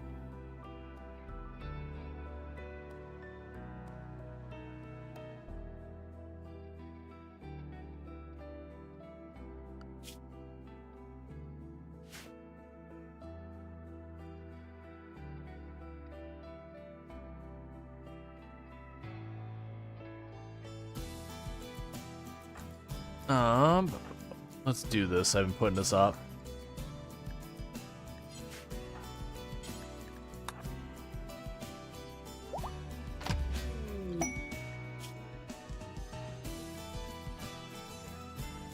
Alright. You have decrypted an ancient transponder revealing the location of a mechanoid ship in orbit. The ship is badly damaged, but you can signal to land nearby. Cool, one moment. Archogenetics. I don't know if we'll do anything with that, but you know, we have it now if we do decide to do something with that. Alright, I think we just start going through all the research just because we can. Now back to what I was reading. Oh, view quest. The ship contains the remains of a long-dead mechanator. Mechanators can create and control mechanoids for which to work in combat. By extracting the deceased mechanator's mech link, you can turn one of your colonists into a mechanator. Beware, the ship also contains hostile mechanoids. The mechanoid group is compromised of 3 Scythers, 9 Militars. Deal.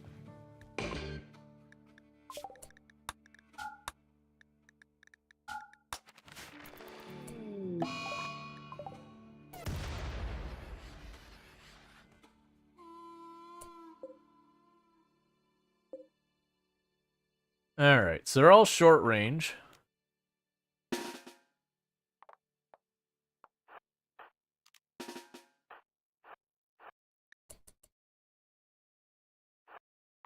So plan is straightforward. I'm going to walk over to this side. I should be able to shoot across the river at them. So we're going to shoot across the river at them.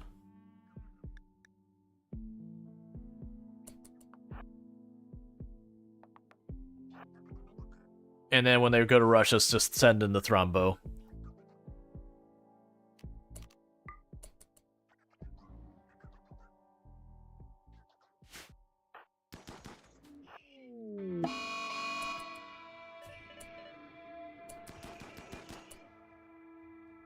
Okay, you all focus your fire in this direction, if you don't mind. That's not what I want to do.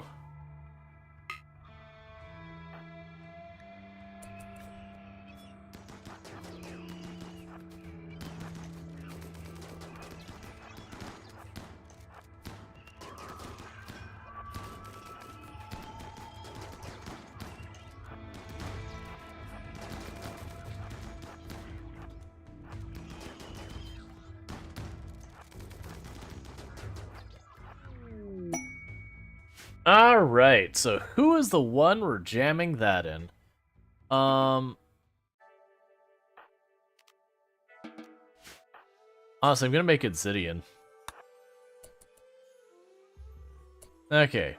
So, none of our people got injured. How are Thrombos doing? One got really badly shredded. And that's about it.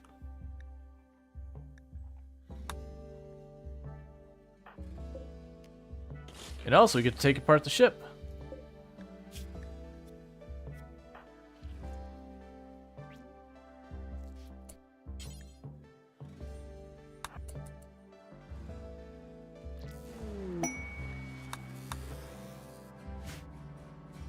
And just like that, we now have a mechanator in our colony.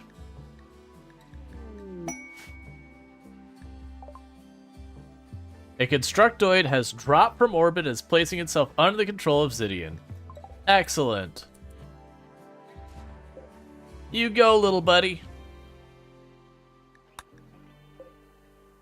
I'm not planning on leaning in on the combat side of mechanoids. I'm thinking we'll just do, like, the very basic, like, one dedicated to cleaning, one dedicated construction, a hauler, that kind of thing. Have a couple help with the growing.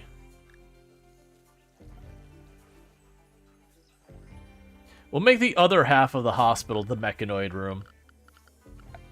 So biotech. Oh, I have to research it, don't I? That'll be interesting. Auto repair it.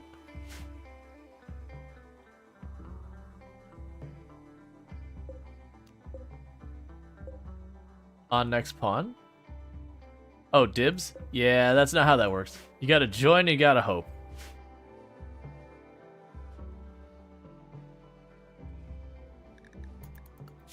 Alright, let's skip the carpet making and go basic mech tech. Because we need the recharger and the gestation thing and all that stuff.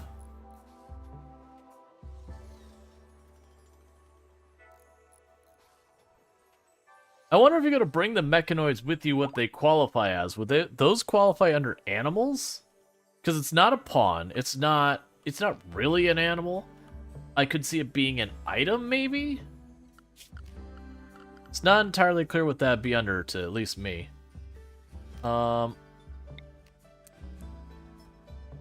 So there's the gene assembler. Not gene assembler, I don't need that yet. Gotta wait for this research to finish.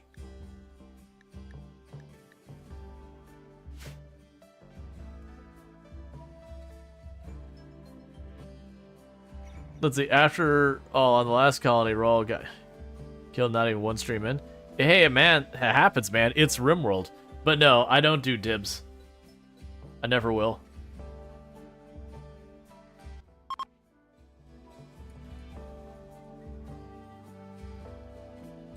Because honestly, new colonists are the ones most likely to die. That's just the way it's always been.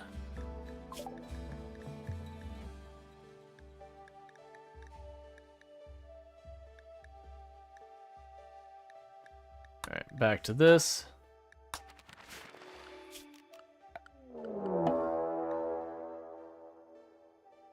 Alright, so we're gonna wall breach before that starts.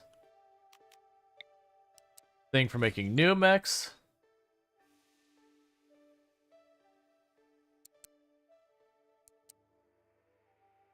And a mech recharger. Where you can produce subcores, we'll need that as well. Deal with that in a minute. Okay, so we're gonna breach our walls. We have a termite, 2 scythers, sorry, 3 scythers, 2 lancers, 2 pikemen.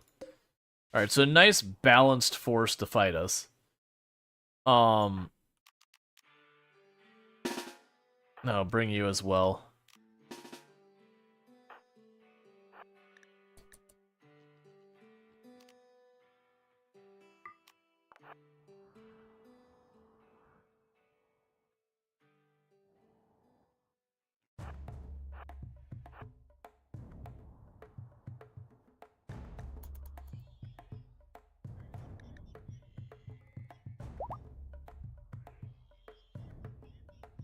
So you're going for the door?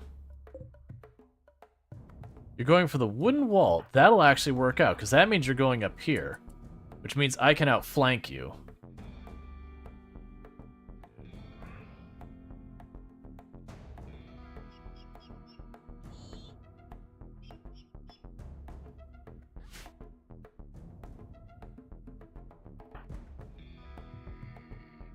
So give just a minute for them to go by.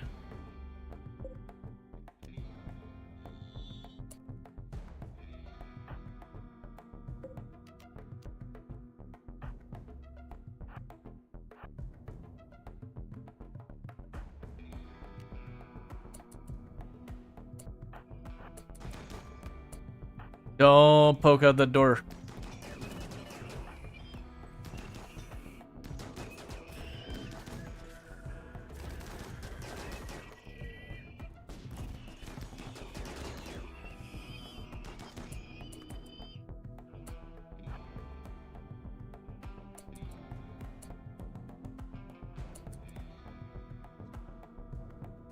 And let the rest of them follow behind.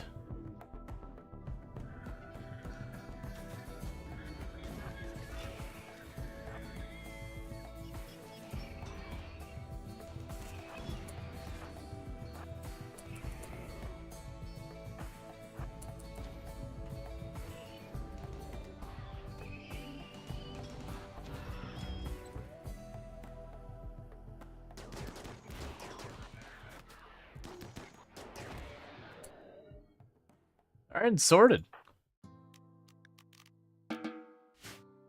So they did destroy one of our turrets.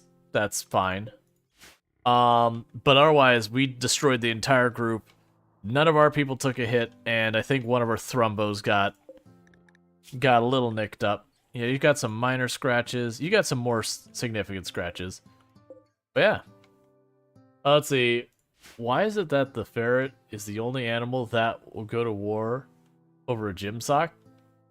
Well, I mean, I've seen cats shred gym socks and all that before, and dogs have done it too. There's lots of animals that actually tear up clothing. Like, lots of animals that'll tear up clothing.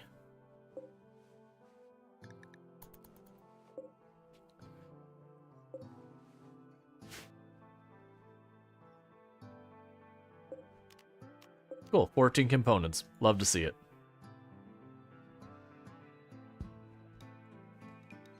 And as far as the why, that is a lot of discussion goes into that, because it's not one of those things that we can say without any question, like, this is specifically why.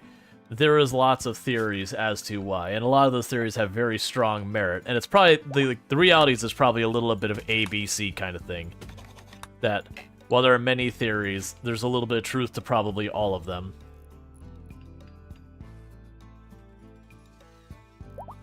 Like, I put in the same kind of thing as, like, why dogs chew up shoes and all that kind of stuff. No, they'll be protecting it from you with as much ferocity. Okay. I mean, I've seen dogs bite people for trying to take their toys. It's just... There's just animals out there that are like that.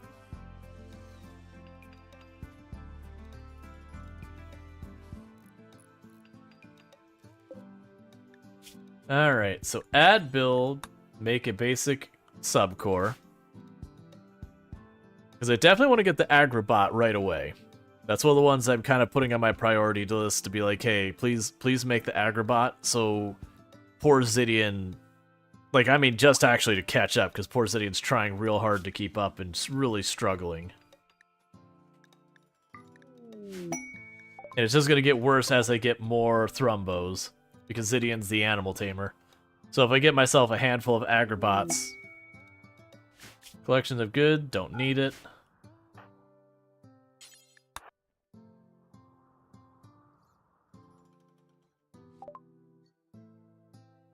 Alright. Da-da-da-da. You can take the Scythe. I would like the gold if you don't mind. That's fine.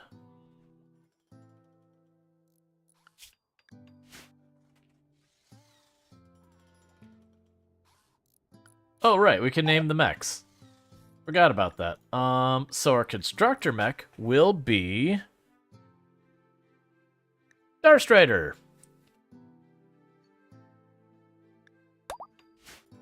So welcome to the colony. You'll be one of the ones that even in death you can be brought back. You'll not stay dead. Because that is the existence of a mech in this game, is you can always come back. Inspired surgery, don't care.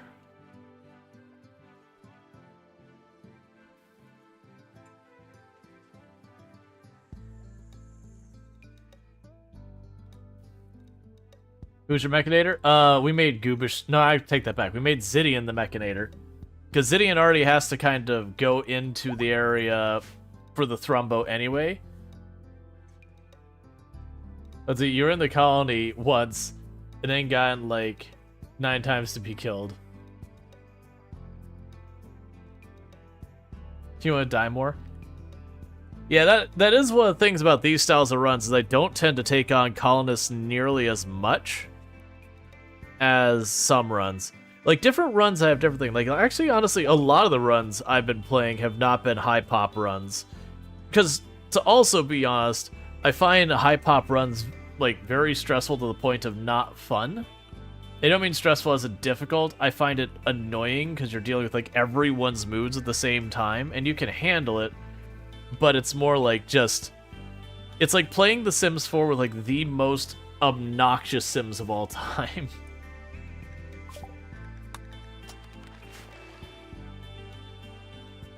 You'll be in the next transport, right? It depends on what... I don't know what the constructors qualify as. If it qualifies as, like, an actual pawn, then no. If it qualifies as an animal, then maybe. If it qualifies as an item, that's also a maybe.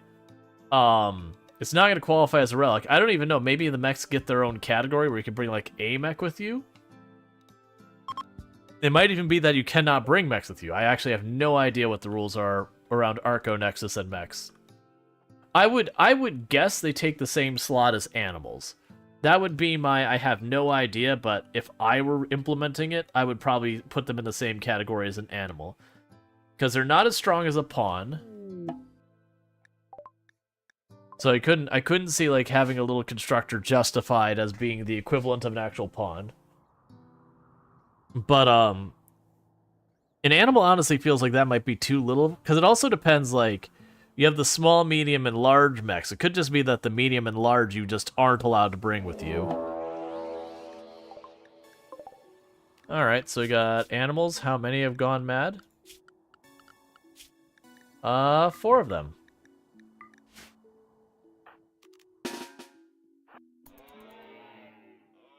Oh, we're gonna be potentially late to the party.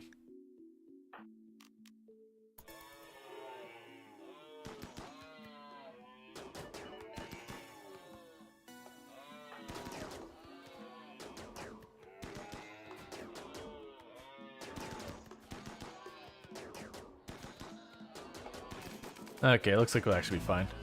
I wasn't expecting like anyone to die or anything. It's like, oh, we're gonna get needlessly hurt because they were happen to be standing right outside the kill box. Orbital drops your Mechanator constructor bot just like when you chip in the first time. Well, that's what I was thinking. Is I could see a couple different ways they could do it. Does he also have no idea? But yeah, I think that probably count as animals. Right? I think it'd probably be like, how close are we to next phase? We are less than 100,000 away from it. Well, how much alcohol would you say a person could consume without blacking out? I have no idea. And honestly, if I had the idea, I wouldn't tell people anyways, so that, you know, they wouldn't be encouraged to try it. Yeah, no, I'm just a little bit shy of 100,000 below. Like, I have no idea. That would take so many different variables involved. Like, even a person, like, could take so many variables. Like, how much did they eat that day? What do they weigh? Like, there is actually a thing about, you know, different people having a bit higher tolerance and all that. How well hydrated are they?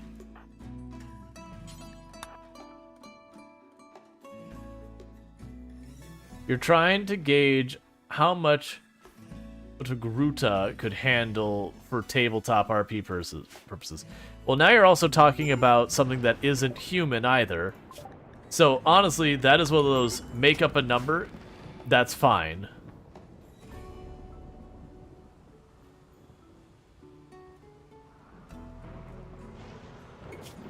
Like, make up a number, it's close enough.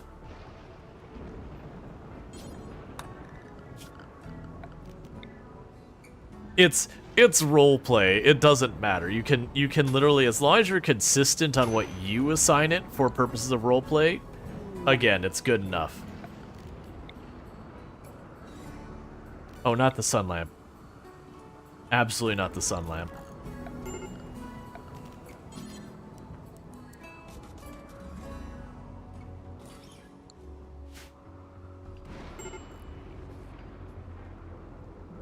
You go, little bot. You do your thing. I didn't see that you were down there. Yeah, that's what I'm saying. Just make up a number. Like, it doesn't have to be based on reality. The only, like...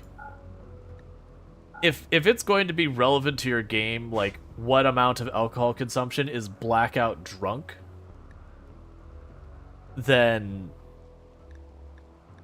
Like, I don't know, like, that feels really weird to be a thing to care about. Like, I get maybe if you're planning it for the players as, like, one of the ways they can get through a situation is there is a Togruta, and you're going to have someone get the Togruta blackout drunk kind of thing. Okay, I can understand where that's going to come from.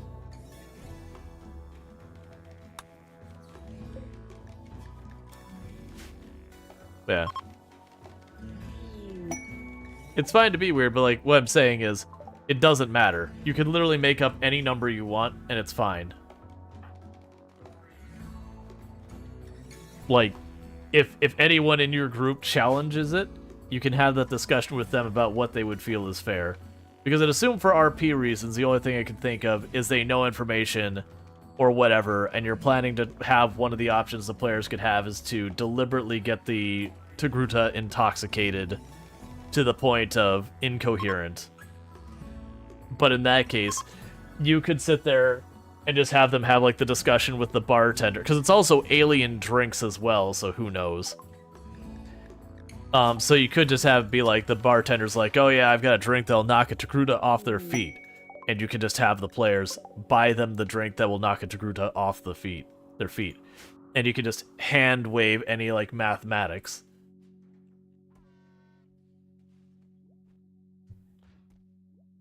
The figuring that kind of stuff out is the thing you do as a DM if you want to put a lot of effort into something that your players will always ruin for you. Because you put in all the time to plan an entire elaborate series of events, and the players will come up with some other idea, and you either need to roll with it, or you're that DM who forces people back into the script of what you want. So there's, like, an amount of prep you should do, and an amount of prep you shouldn't do. It's honestly the same thing with, like, roleplay, like GTRP, like hard roleplay and that one of the things they recommend is only have, like, a very basic story and not go super in-depth. Because the more in-depth you get in advance, the more you try and, like, force your story in a direction that you'll work against what's happening and your character's experiences to try and fit them into a thing. So, like, having the basic personality makes sense. Having, like, the very basic background makes sense. But don't take the time to have, like, the backgrounds, like, on this day, on this time, at this location, they had this friend who did this thing, that did this other thing, that did that other thing, who is related to this other person, and this is their mom and dad's name, and these are how many siblings they have, and they live over here, here, and here, and they work in this industry and this. Like, you can do all that backfilling, and it will 100% work against actually having a fun roleplay experience. Because, one, you'll have problems remembering all that, and two, it's going to absolutely become a very forced RP situation for you.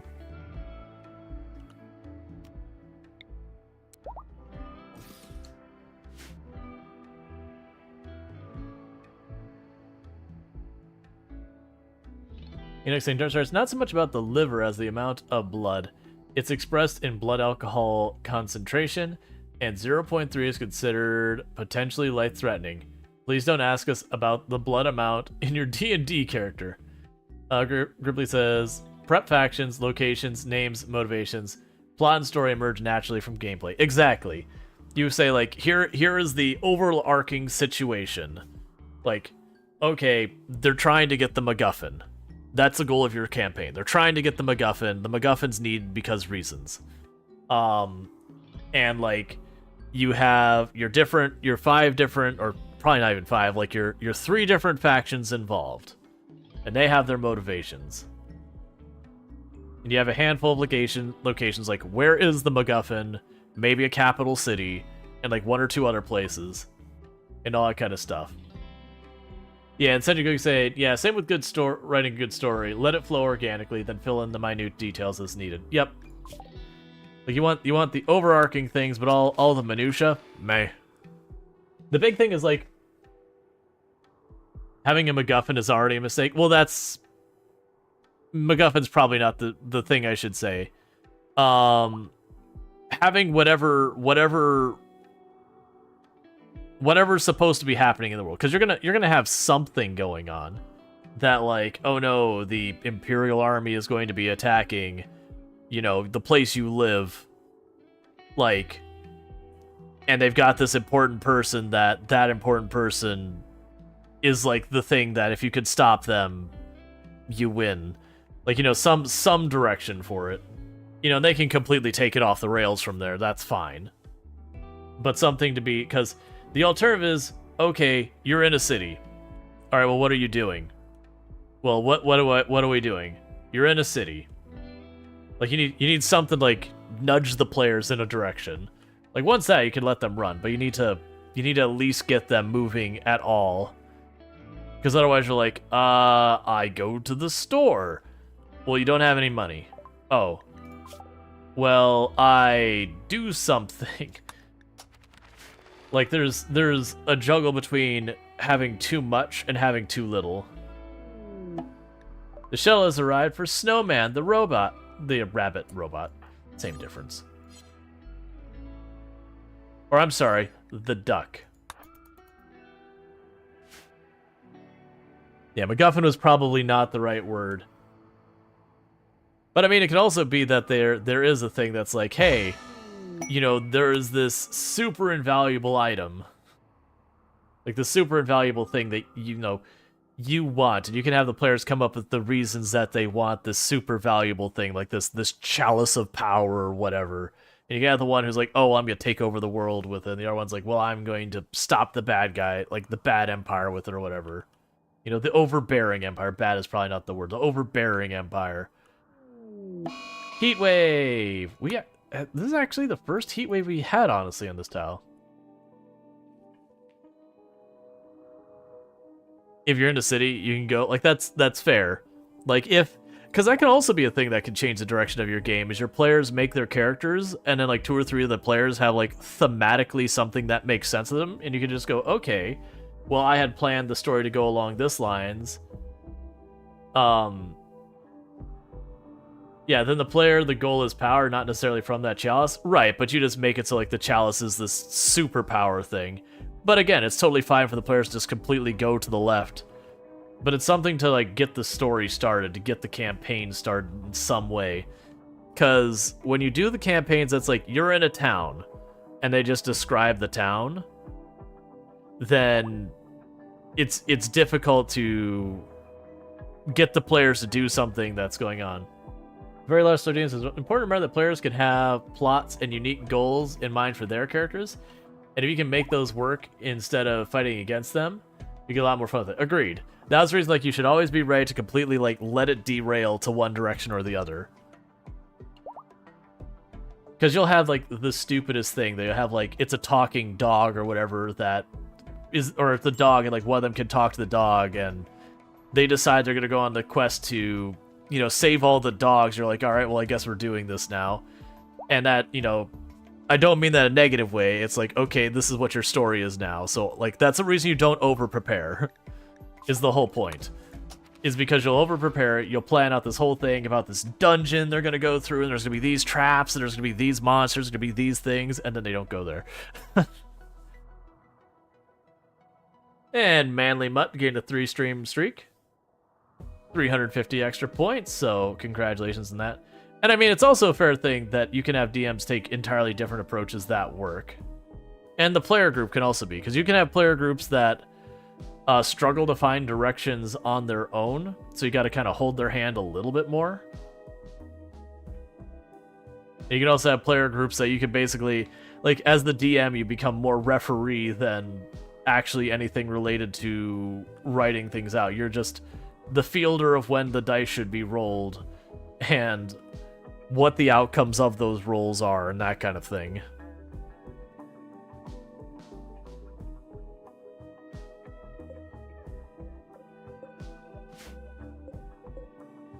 And then there's also some player groups you can absolutely not do that because it'll be utter anarchy. Hey, so you can have a goofy dungeon master like I have, where we did a 50+ hour campaign looking for a blueberry muffin that opened a portal to a world of infinite amount of blueberry muffins to solve famine. Right, and that's totally fine. But, like, that would be the thing of, okay, the established one is there is a blueberry muffin that has this ridiculous power. And then you can be like, do the players care about it? And if the answer is yes, then you're good. And if no, it's like, then you can just take the story in our direction or something. Because you can have that even as a throwaway thing, that you can have a couple different ideas, and you can have the people where they go, oh yeah, we go to the tavern, and they can hear about a blueberry muffin that has this ridiculous power to open a portal to a world of blueberry muffins. And just see what happens. See if the players seem excited about that, or if they just decide, nah, I'm not going to engage with that. You know, but once they've decided they're pursuing the blueberry muffin of power, you know, then you've got direction of the story. Most of the times I've been involved in any of that kind of roleplay, which is admittedly not that often, it's been one of those things that there's something going. Some prep is essential. There's a lot of bad advice, which is against prep, masquerading as advice against too much. This is fair. Like I said, you need some. You need like the intro and like a little bit about the world. It's just you definitely don't want the thing where you plan out like minor details about everything, because then you'll find you'll be forcing the players in a direction. Even better, the blueberry muffin opens a portal to the realm of false chocolate chip cookie muffins.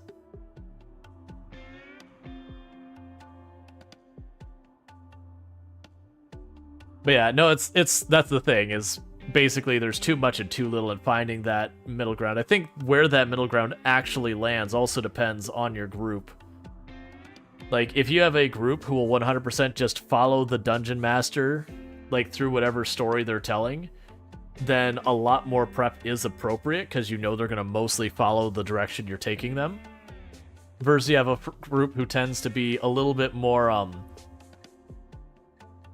you know, jumping into, like, whatever little side thing that pops into their head. They'd probably want to back off a lot in the prep, because you're going to just be throwing most of it away.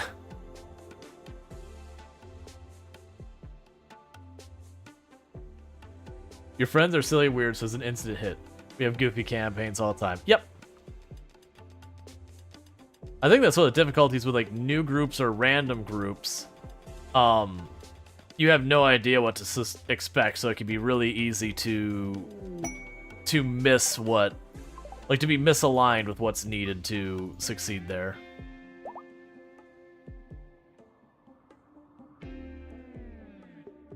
Yeah, passive players need structured dungeons or missions to work well for those. Shadowrun more than D&D probably.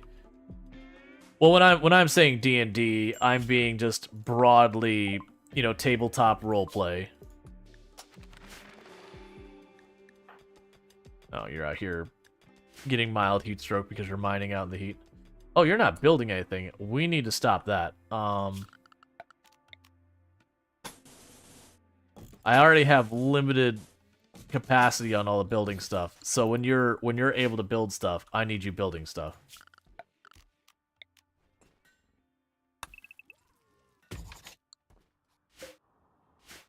But yeah, as far as like Shadowrun versus this D&D, like this tabletop versus that tabletop for this other tabletop, for me it is very much like, yeah, I couldn't tell you much between the different ones. I've never been an avid player of any of them, but I have played them in the past.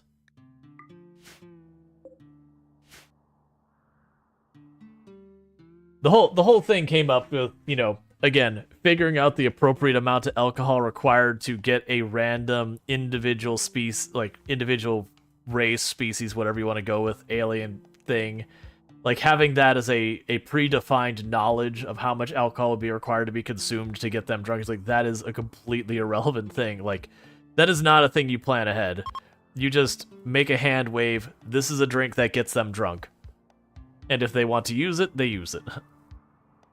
The problem is our passive players want to play something that thrives with active engagement. Yeah, you can have misaligned stuff like that. It can also be in your group you have mostly passive players, but you do have an active player. And that active player can, like, carry the campaign forward for the group. But, you know, if they're the only one, then it becomes a problem as well.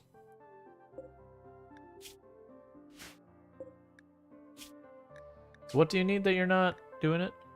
Components and steel. Jefferson, just remember, the better bartenders have a book denoting all races and age they're allowed to drink, and will consult it on a regular basis.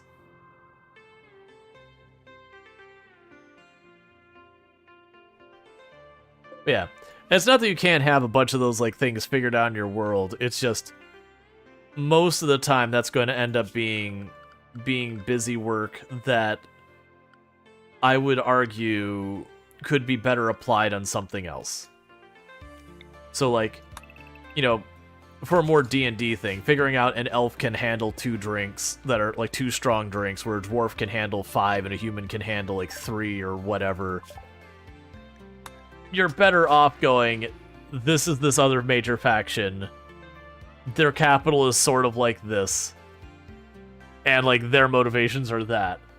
Like that's where your effort should be put. Not let me have the chart for how much alcohol a mimic can consume before it passes out.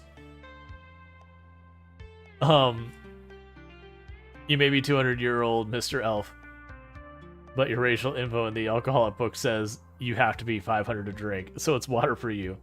Let's see, one thing you struggled with as a dungeon master is I would build an encounter and set up the scene, and that'd be a throwaway to have something planned out. They would love that throwaway and go after it and ruin what you had planned, and sat back and realized I should not worry about it if players are having a blast just roll with it. Yeah.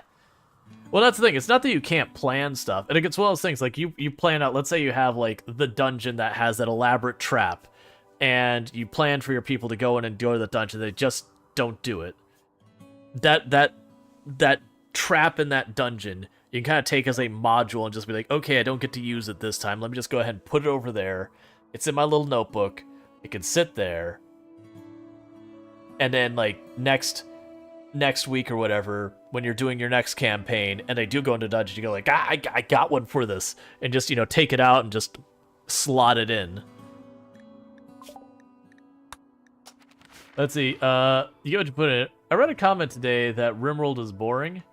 That's not a game issue, but a player one. Yes, there's some of that. There's a couple different things. One of the things that I do find that a lot of people get themselves into with RimWorld is if we go under gameplay, is where you have your storytellers. You'll have people who they will turn the difficulty down to be extremely easy for them. And they'll be like, oh, this game isn't very hard. Or they'll turn off commitment mode, and any loss they take whatsoever, they'll reload, so the game never has a negative consequence ever. And it's not to say, don't choose, you're not allowed to choose easier difficulties or that. That's quite the opposite, but those things can actually be very helpful for you to go, you need at least a little pressure on you, and you need to be at least willing to accept a little bit of loss. Otherwise, just keep reloading, and all your people become overpowered, and the game, you start to feel trivialized. Now, granted, if you just want to build a base, it could still be fun. But that's honestly true of, like, almost any tycoon or city builder or whatever. A lot of it kind of requires you to have your own motivations, own things to add pressure onto you in some manner or another. And it can be, and like I said, there are people who are creative who, they just want to build a pretty city. They don't care about the money, they don't care about that. They're just gonna, It's almost like the person who does, like, their miniatures and they paint them and they make them look nice. They have no intention of, like, doing the challenging part. They just like the design, the art part, and that's totally fine. But if you're playing RimWorld as a game to, have some back and forth, you'll do that. One of the other things I think is a mistake a lot of players make is, escalating mods contribute. Right, there is a lot of mods you can use to trivialize a lot about the game. I'm really thinking about this one. I'm going to take it. Alright, so we're going to have an infestation of 5 hives show up. But they're going to give us 20 advanced components, a psychic emanator, and plastiles. So it's going to be a little bit of a thick one, but as long as I can fight, this is my hive choke point. I've got another one there. And those choke points, what they're all about is wherever that hive pops up, you run to the choke point. The worst place is if it was this room. If this room, that would suck. This room would also suck. This room would be okay. That's perfect. So what we do is we'll get you in the choke point. The ranged people gather up behind you. And then Zidian pops over here, bringing the Thrumbo with them. There's almost nothing for it to destroy. The only danger is if they pop this back there, and honestly, if they did destroy that, whatever. But yeah, no, it's I would definitely say one of the problems people run into with RimWorld is there is a tendency for people to get lots and lots and lots of mods that effectively compound to make things easier and easier. And that does ultimately become a problem where they've made it too easy for themselves. They give themselves too much power. And that can be fun a little bit.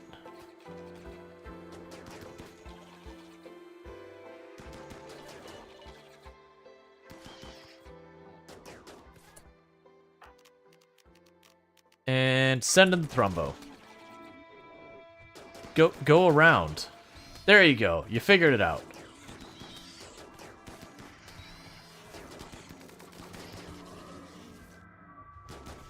Okay, good. All of the bugs came.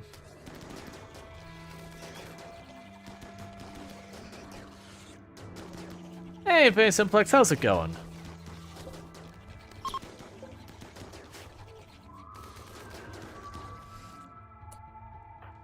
And just like that, we have defeated them all, just double checking. Oh, there's like no animals on the map. Alright. So unassign you. So you can tend to them. The rest of you, get up in here.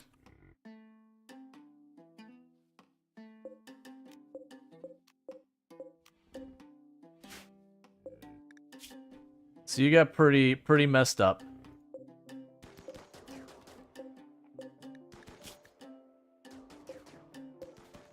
Yeah, so none in immediate danger, but quite a few of them got pretty scratched up.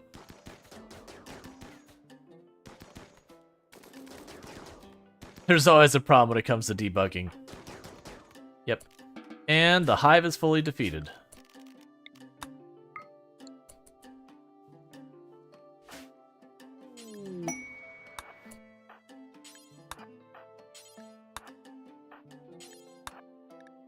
Just in case they're not down. Alright, so there's our goodies. So the big thing I wanted was those advanced components and the emanator. Because I put this emanator, where's a good spot for it?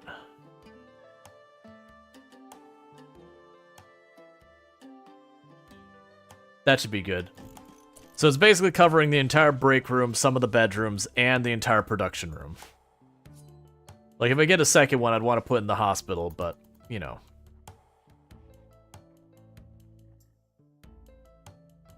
Alright. It's colder, otherwise you're fine? How's everyone? How's the stream going? The stream's going well, and I'm doing well. I just taking a time check to see where we're at. Because about halfway through the stream, I do my switch. We're not there yet. So, oh.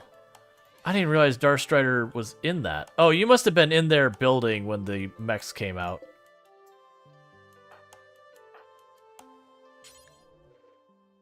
Let's go repair Darth Strider. So that you can keep doing your thing. Alright.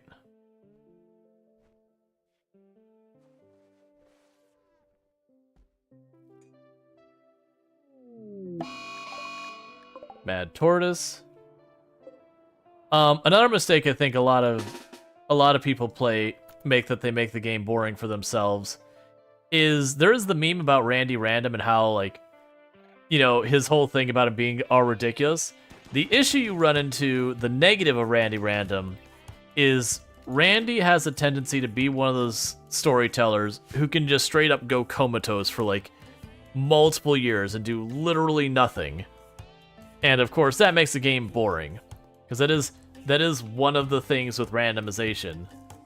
You sometimes get really slow Randy runs, and that's fine.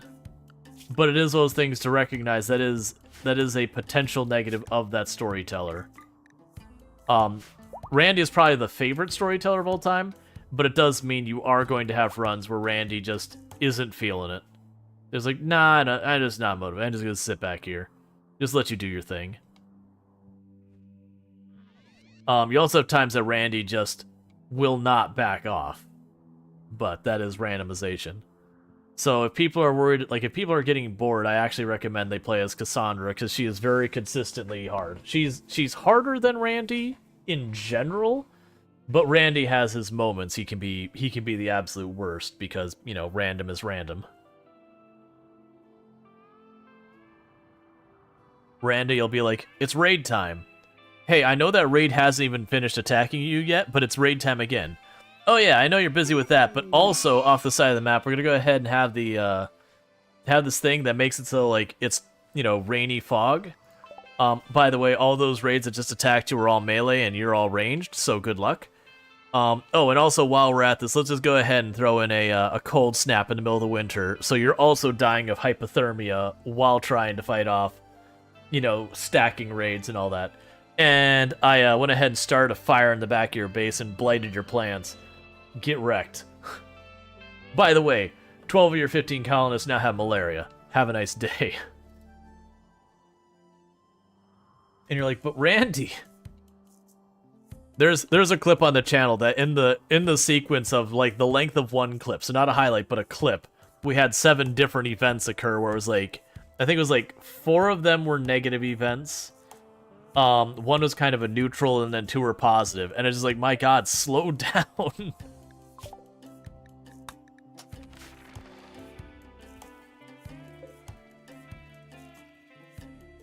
We're gonna deconstruct the outer door and go ahead and do that. Ducks arrived off sort of thing. Truman says, would you like an off-tile EMP mech cluster during your winter cold snap? No? Too bad.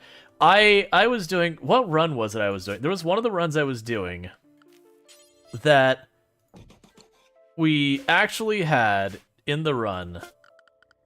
I'm gonna get this wrong. It was we had gotten 5 years into the run, and I was on a tile that had a very short grow season.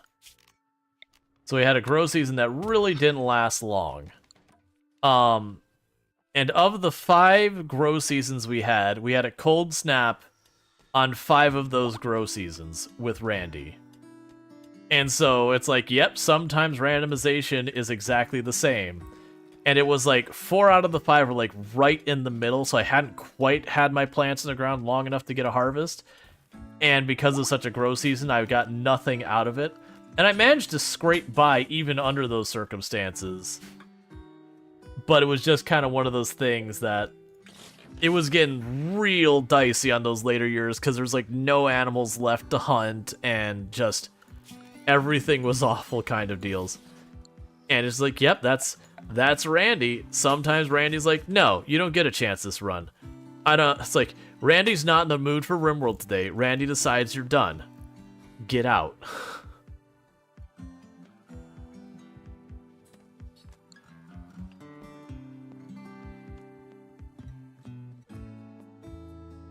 I had, in the course of 1 year... Oh, I'm not gonna get this right. It's been too long. It was, before the grow season, I had a ridiculously long volcanic winter that made it so I couldn't grow anything. Then we had mech cluster with a weather control machine. Oh, it's this one. This one won't be that won't be a big deal. But it was like, so I had like a really long volcanic winter, and I think it was the flu going into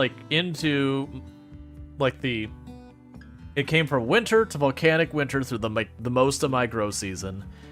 We got the flu. No problem, I handled that.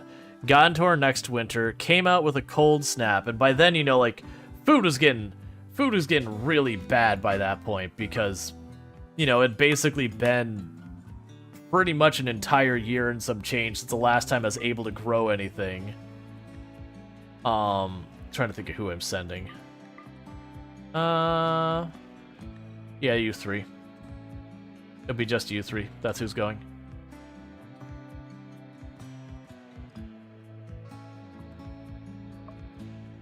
And you're not bringing the baby food. Good job. But, so I had like over a year that I couldn't grow anything on my tile. And it was a tribal start, so there's no way I was getting hydroponic stuff up, just barely trying to squeak by on food, hunting everything that showed up on the map. And I generally won't do cannibalism in my runs. I used to do that way back before streaming, but after that novelty wore off, it's like, no, it's actually more fun and interesting to not go like over the top cannibalism and all these other ridiculous things. And even then, like, we I think on that run we actually did permit cannibalism because we were getting so desperate.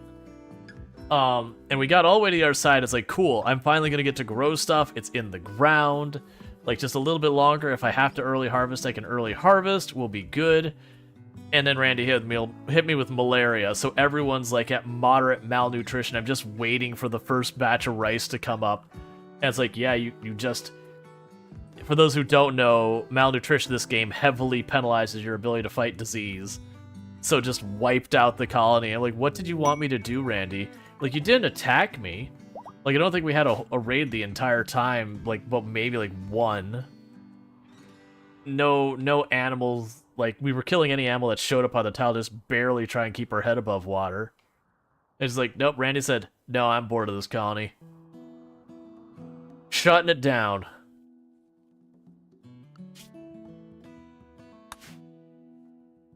But that's what Randy does. And to a certain extent, the other storytellers can do that kind of thing as well. It's Randy has more of a tendency to do that combination of events that just... You know, he kicks you, and they kicks you while you're down, they kicks you a third time. He just keeps repeating that until you eventually cannot get back up. Alright, so we do have a, Alright,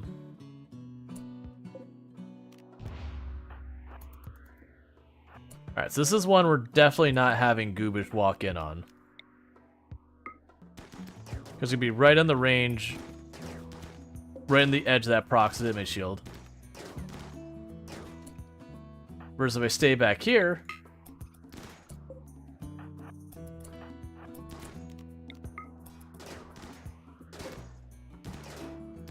We could just shoot and walk away. Because getting a little bit of steel from them and maybe a component or two, not worth the risk.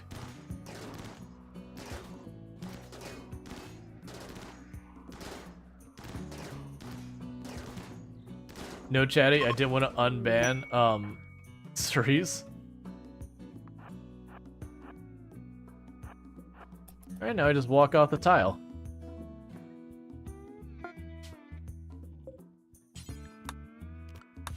And all done.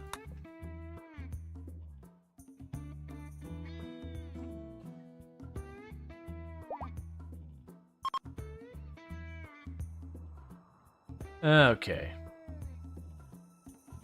Yeah, You didn't want to unban Cerise. I don't know what's happening.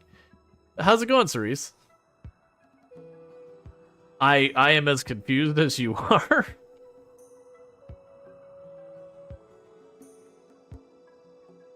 Yeah, I'm also confused, for the record.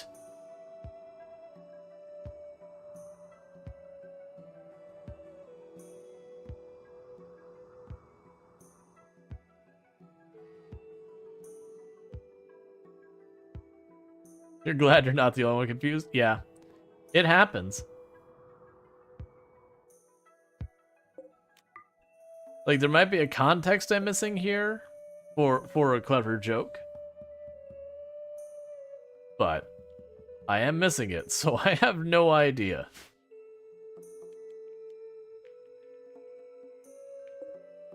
And let's reinstall this over here. Like it was before.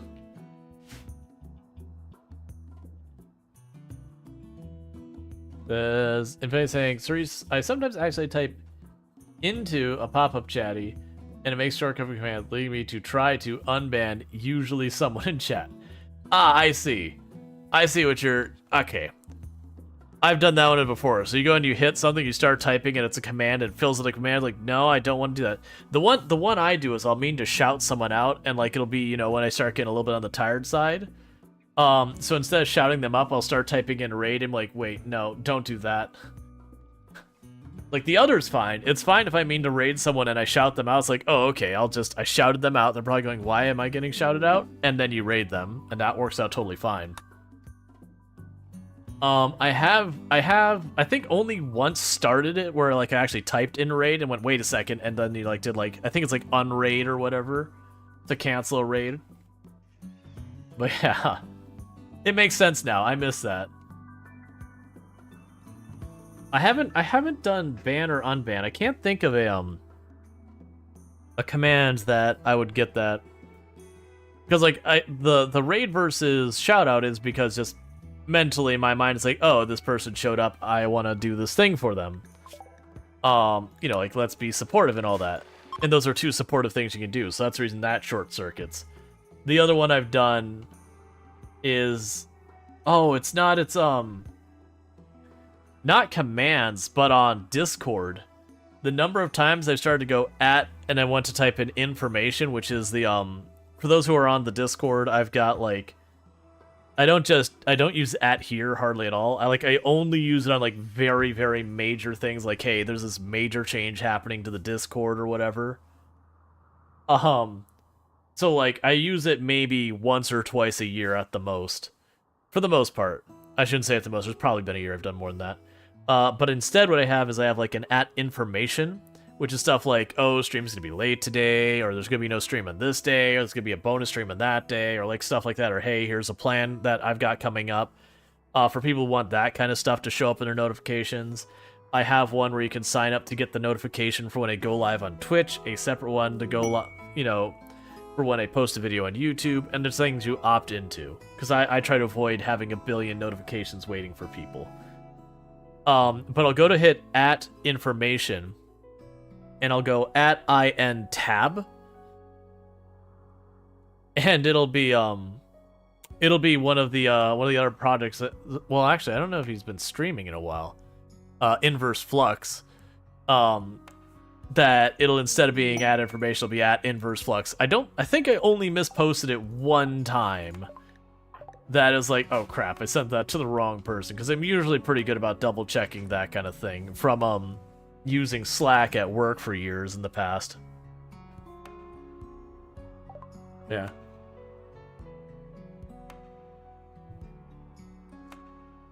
In Vegas Blix, Enoch, we had in the Hot Potato 2 years ago, we had this talk about accidentally banning Tynan in chat.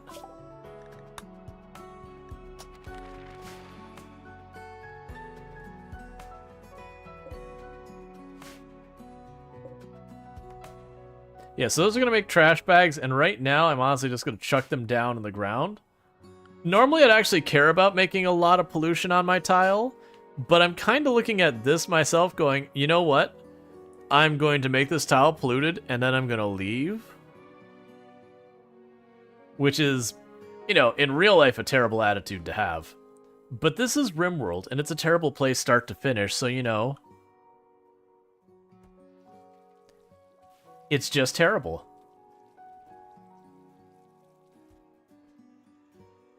Yeah, so he smoothed out the floor in there. We still probably should go through and say sterile floors.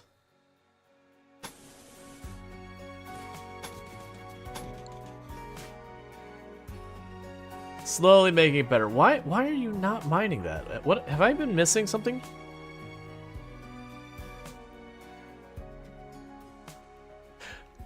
You know why they're not mining it, chat? You want to know why they're not mining it? Those are planning blocks, not queued up mining. It seems like they're taking an awfully long time to start the process of doing the thing I never asked them to do. Seriously, what is going on that EV Meister is just really not down with mining out the storage room? Because what I had thought I had done is I thought I had queued it all up to mining, but had skipped on this tile and this tile for the longest time. Hey, look! They're mining! What a surprise! Alright, so we got 2 bionic ears. Install left and right bionic ear.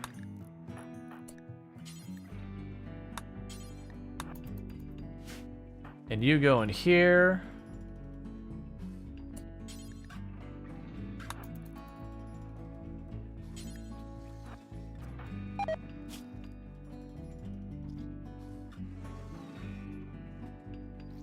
And there goes the other bionic ear.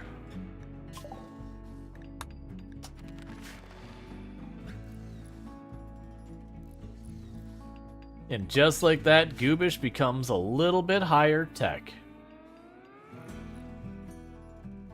The planning and mining order blocks looks very similar. Yeah, that's what I was thinking is maybe maybe having like one thing is like these building order blocks. I could see them handling that in a different way to make it like not quite as intrusive. But because it would be different. So you need an eye and an ear. So let's go over here and say, I would like one eye and one ear, please.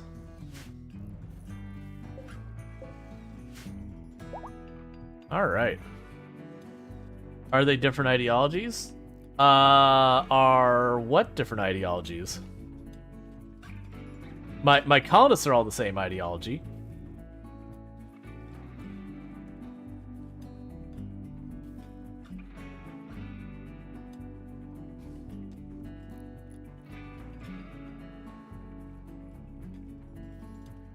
Okay.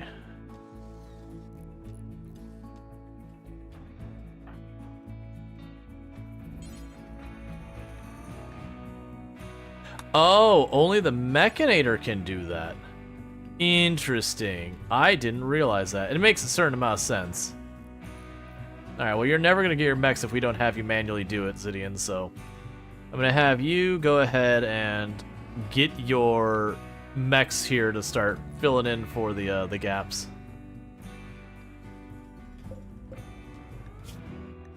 Yeah, and we'll also put in a lifter. And then we'll see what needs more help.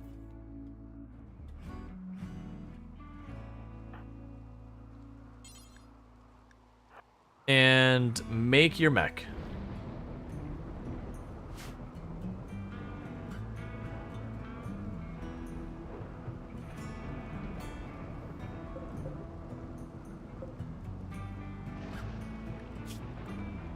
Because next one's going to be the Aggro Hand, which should basically clear up a lot of stuff that Zidian's currently been working on.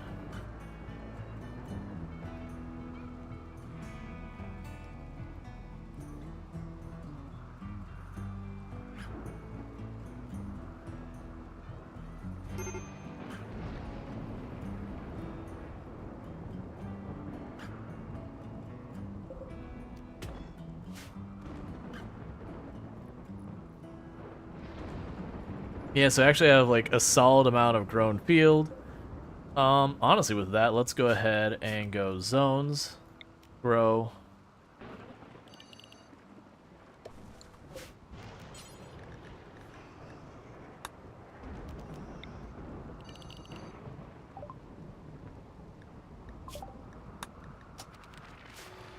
Actually, let's make you hay grass.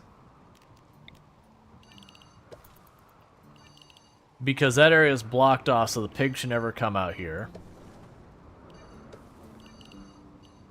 This will keep the trees from growing in, and they can harvest it every once in a while to get hay grass so we can keep making kibble.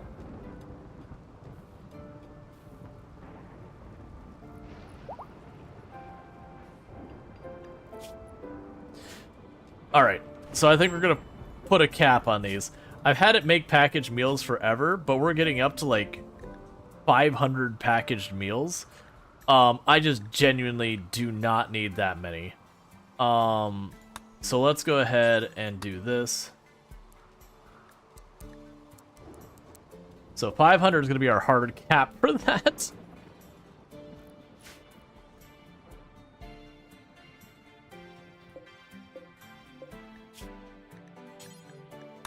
And it'll put kibble to be produced forever for a while. Get that stockpile. For frenzy.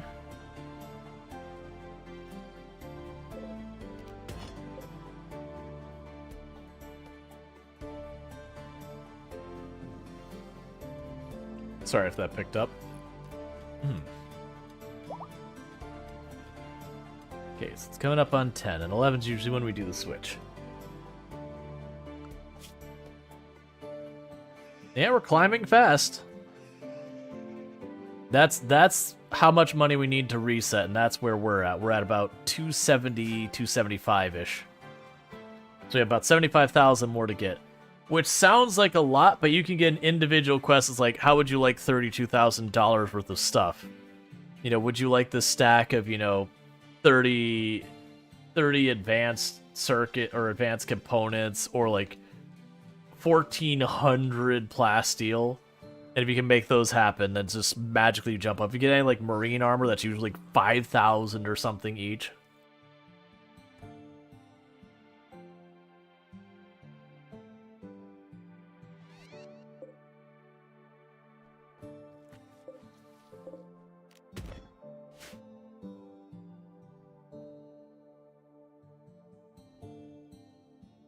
You're doing pretty good over there.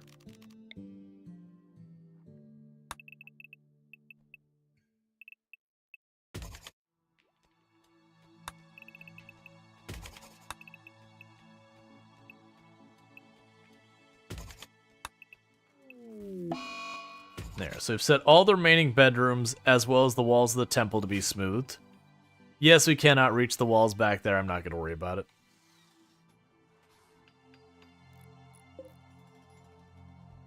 Alright, so you got another day in it, whatever, before our agrabot is good to go.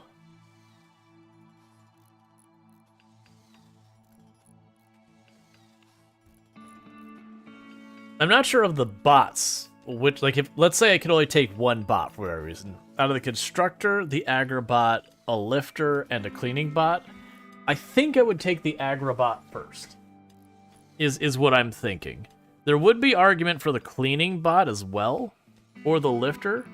I feel like the construction's the one I could give up. Well, no, I'm not even sure about that. Like, all of them are very useful. I doubt I'd be able to bring all of them. We'll figure it out when we get there. Because we still don't know what the rules are in Arco Nexus when it comes to the bots. Like, if you can bring them at all, and if you can, what do they take rules-wise? Do they take the place of an animal? Oh, before I forget, we haven't set ourselves...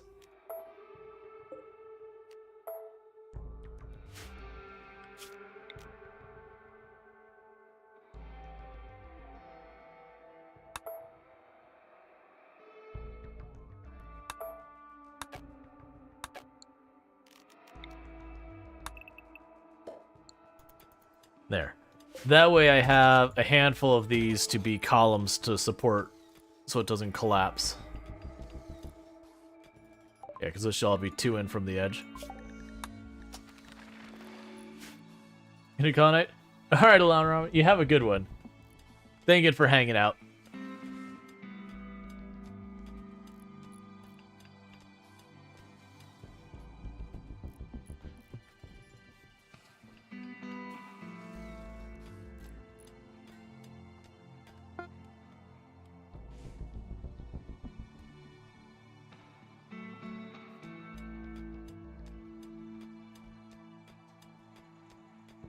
Okay, just checking one thing real fast. So I had a something I need to double check real fast. It didn't end up being anything I need to urgently deal with, but it could have been. All right.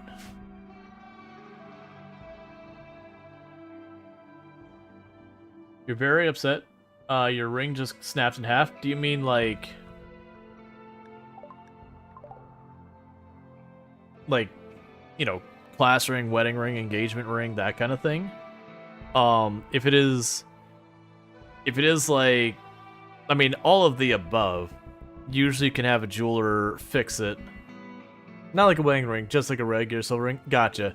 Okay, that probably wouldn't be worth having it. So, like, with an actual ring, like a gold ring and that kind of stuff, even silver, if it's a ring of particular value to it, you can have them where they'll basically put new material, re-weld it, and they'll clean it up, and it'll look almost as good as new. Ah, so if it's got, oh, and you can't find half of it? Okay, that's rough. If you do manage to find half of it, you can take it to most jewelers, they can, like, re-weld it up. I don't know what they charge for it, because usually the times I've had to deal with that's been, like, for, we haven't had it, like, snap, but there's been times where tombs had to have a ring adjusted, and that's just how they do it. You just either cut this, like, a little bit of material out, and then they fuse it at that spot, or, you know, add material and fuse it. They can do it, I just don't know what they charge for rings that you don't buy there. I'm assuming they would just charge you to do it. I don't know if it's a reasonable price or not. I don't have any answer on that. So yeah, if you can find the other half, that's a bummer. It's not fun. I used to always wear my high school class ring for the longest time, and I would still probably wear it today, but at some point I lost it. I don't know when or where. I'm assuming it's in one of my apartments and never was able to figure out where it disappeared to.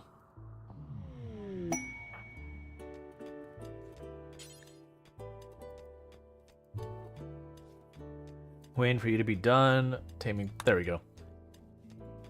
That lets you do that. And you can go ahead and make another subcore. And we'll get another bot going.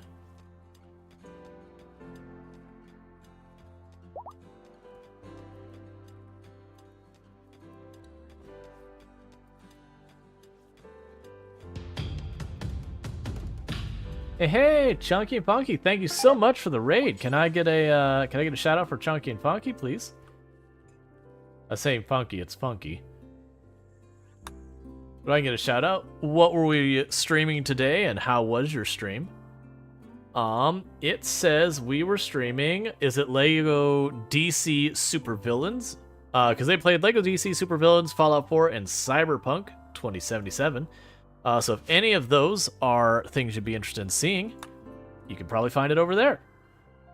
The very last thing saying, yeah, I was looking for the other half, but I'm afraid it fell into a vent in the floor or something. That's no fun. I'm sorry to hear that.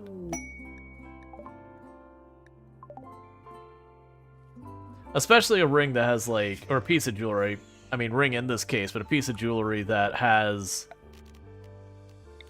like strong sentimental value kind of thing. That's never fun. It was fun. Completed the story today, and it was a good game. Excellent. Glad to hear. And for those who popped in with the raid, what would you say was your favorite part of Chunky and Funky's stream today?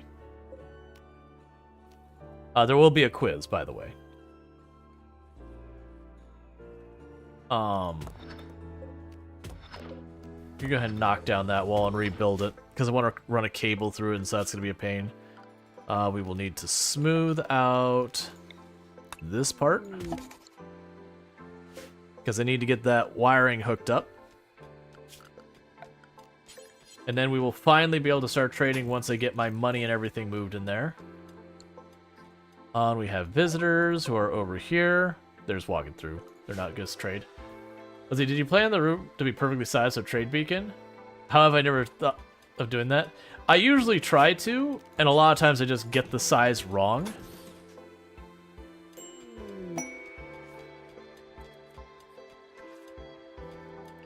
There we go. And I'm not looking for random colonists that I can't see how good, bad, or otherwise they are, so sorry, but you're not being brought into the colony.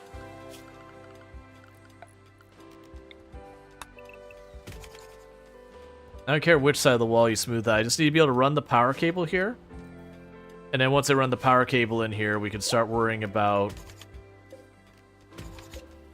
getting all our shelves set up, and that's going to make this place into a whole disaster. Meanwhile, we can go limestone shelves.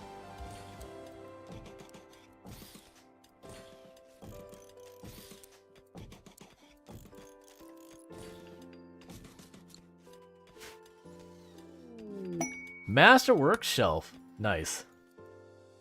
Because I haven't played RimWorld a while, I've been busy with Zomboid and Stellaris, but I think my next run will be a challenge where you have to recruit and rescue and tame every pawn you can. Yeah, there's one of the hardest runs I've seen people do that actually looks somewhat interesting is basically they accept absolutely every single quest that is brought to them. Even if they know for a fact they can't do it. The idea is they're not allowed to say no. And then they do have to try and succeed at the quest.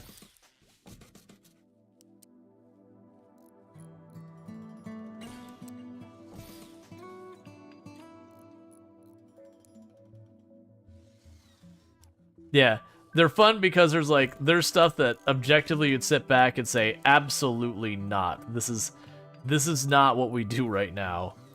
And you're like, nope, rule is I have to say yes.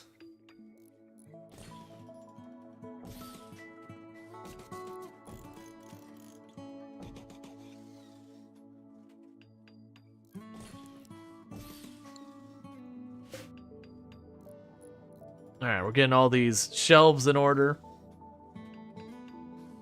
And these are just going to be general storage. Once this is built, I'm going to go down here and I'm going to start saying, like, for one, no more junk on the floor at all in this room. I'm going to even do that right now. No more stuff goes in the floor in that room. Start moving it in here as you got the space.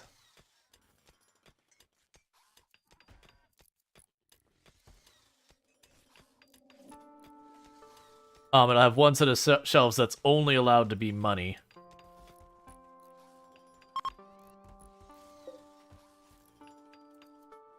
We'll worry about that after everything's built in here. Because that'll also use up a lot of these limestone bricks we've been sitting on. Let's see. Miso Lost Sarah saying, I've been doing that with the exception of the Arco ending and raiding allied factions work sites. You have a mod that adds a bunch of ideology memes. One of them is called Quester that gives you huge mood buffs and negative for taking and refusing and succeeding. Oh, that's cool. Yeah, no, and I understand that, like, because the Arco Nexus is an ending thing, so, like, it would force you to end the game when you're not looking to do so. And then the raiding allies things. For me, so when I look at these things that say quests, when they do the thing here that says observed, for me, I wouldn't even say that this would require me to raid it. It's saying you've detected it, and it's saying if you want, you can go steal stuff from them. But it's not saying you have to. Versus like the worship terminal, it's like, oh, I'm supposed to do that.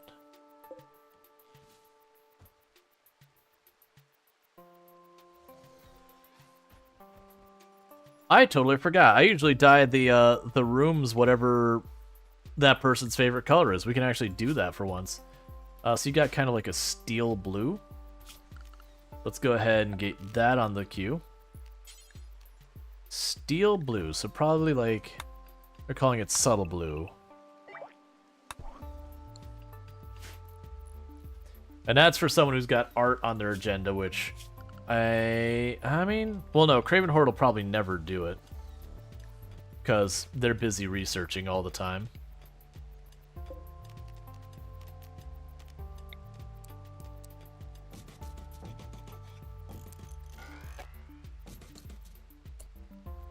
And Evie Meister is an adult. We're going to give you Fast Walker. Tough. Oh, actually. Ooh, nimble and tough together on a pawn is real exciting. Nimble and tough means if I make this person a melee pawn, they will be a menace. So I am going to go ahead and give them that. We're going to give the passion for mining. And I'll give a passion for art. So if we do ever have a break in the mining, that they can do that. So put that on the schedule, and otherwise everything else stays the same. Yeah, that's exactly the thing. It's like Evie Meister, you never wanted to be the melee life, but as soon as I can get you a decent enough melee weapon, what you're doing with your life is gonna change. I shouldn't say that. It's not once we get them a weapon. That's part of it. I need to give them a shield belt.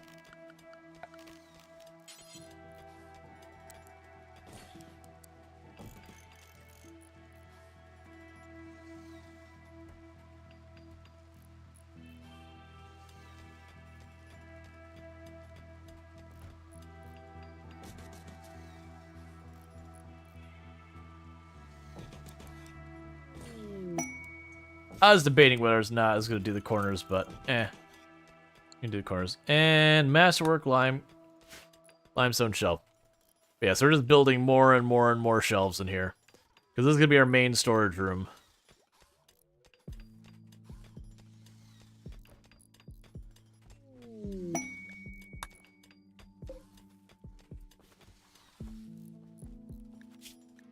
Okay. So storage room. You're no longer allowing raw resources. Yeah, so just weapons, apparel, and meals will be the only things allowed left in this room after a bit. They're gonna start moving all that fabric over, all that. This is gonna be effectively an armory kind of room. Yeah, we'll just like narrow it down more and more. And honestly, for the weapons here, weapons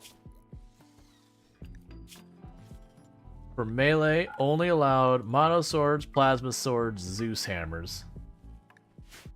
That stuff I'll probably want to use. Persona weapons are fine. Range, do not allow grenades. Do not allow auto pistols. At this phase, no bolt action. We'll keep the chain. The EMP already has its own dedicated stuff. No bows.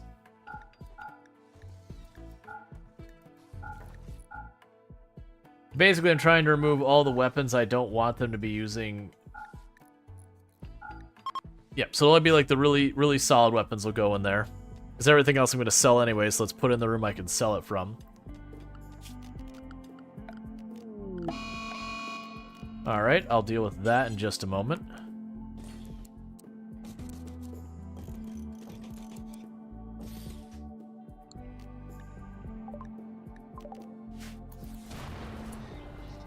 Alright, so we've got 2 pikemen, 3 lancers, 7 scythers, and a militar. Okay, so that's a lot of scythers on that one. We could definitely EMP this one. And that should be relatively okay.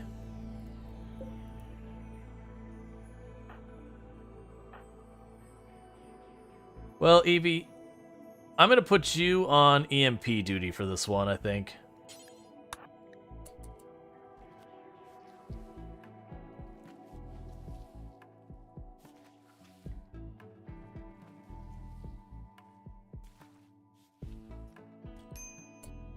Okay. So grab everyone, bring them down here. Do not fire at will.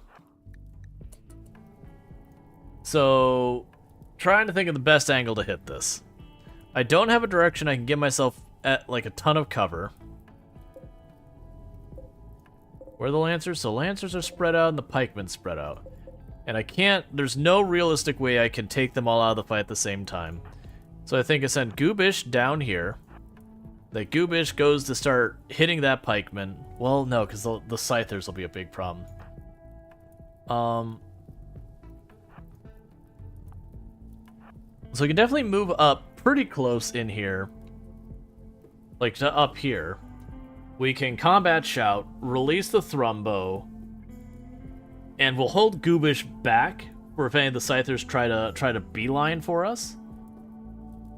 Insanity, get out here. I actually don't want you in this fight. You can't wear armor or anything like that, so it's gonna be a high risk fight for you.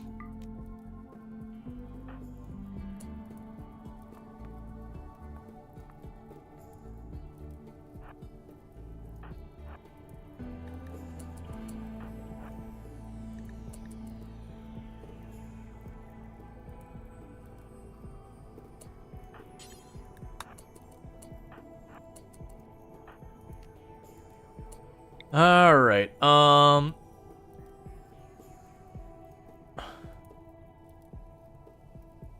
and land it right there.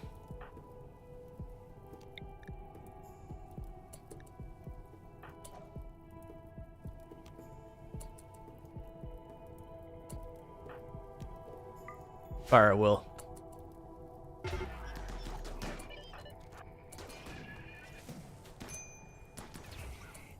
That is not how I wanted that to play out. You start all retreating.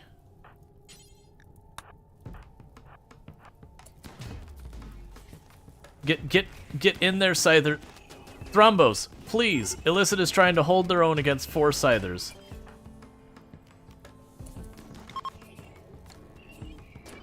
How badly are you hurt? You didn't lose a leg. Oh, you did lose a leg. Never mind.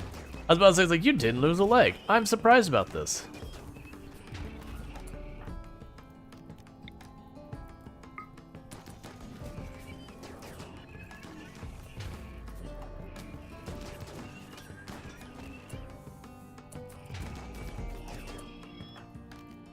Be a hero.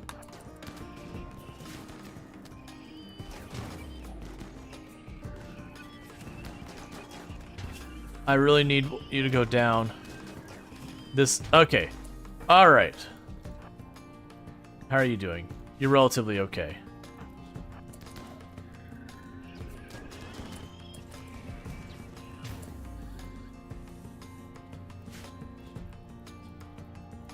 All right, so what I'm going to do... The rest of you are actually doing fine.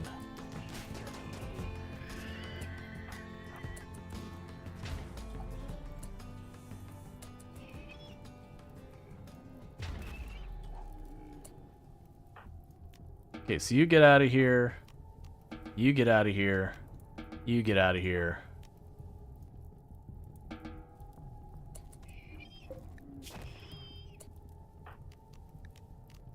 You get out of here and rescue Illicit. Priority haul on that. You go bang on this.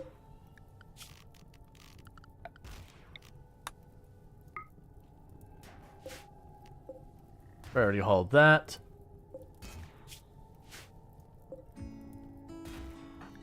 Alright. So you also gotta watch because a lot of those thrombos got shredded pretty bad.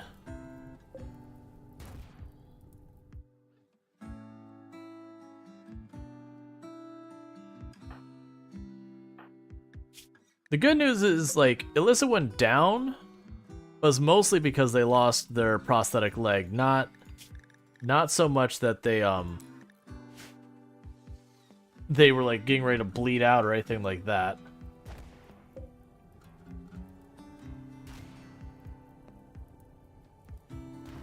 Yeah, I was expecting the Thrumbo to get into the fight faster to meet the Scyther line, and when they like lagged behind so long, it's like, oh, that's bad.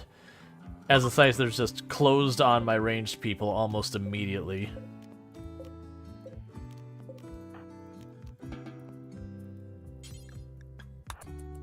Alright, so you go haul the Illicit's gun back home.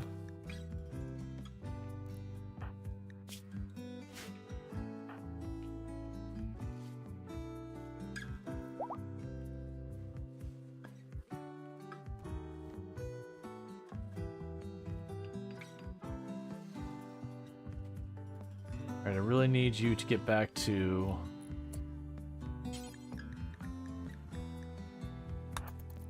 tending.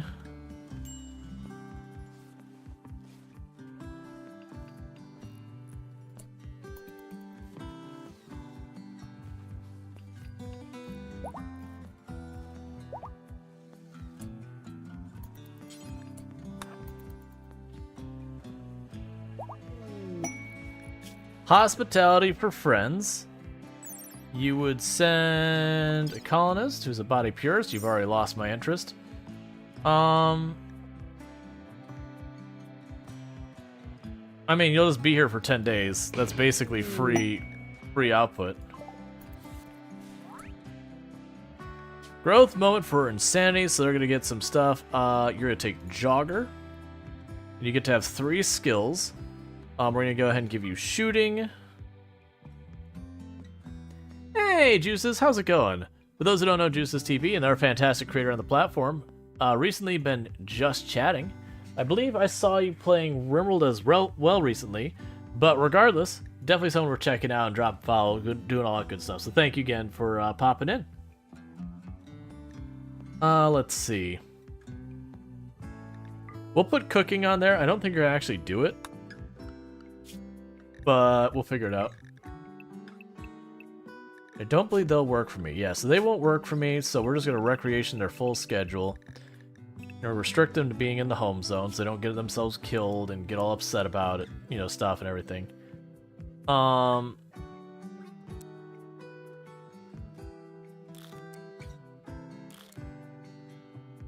That's fine.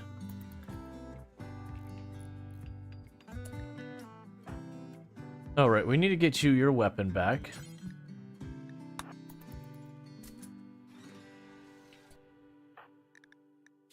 Then when Illicit's up, we'll get them their weapon back.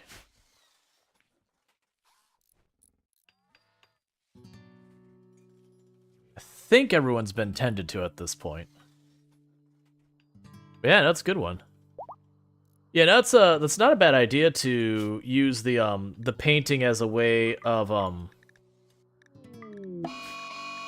Mad Cougar, of course.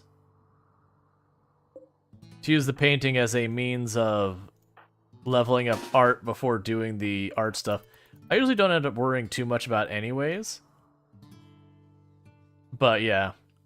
At the moment, I just don't have anyone really assigned to prioritize art in the first place, so it's just not getting done.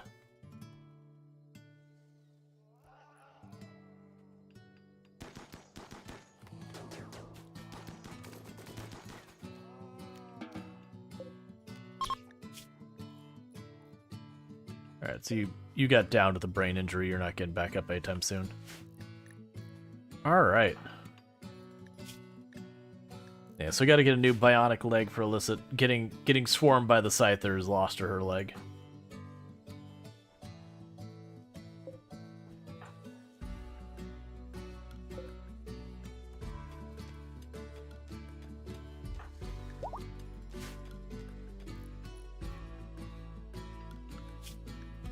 Okay. Auto repair that one as well.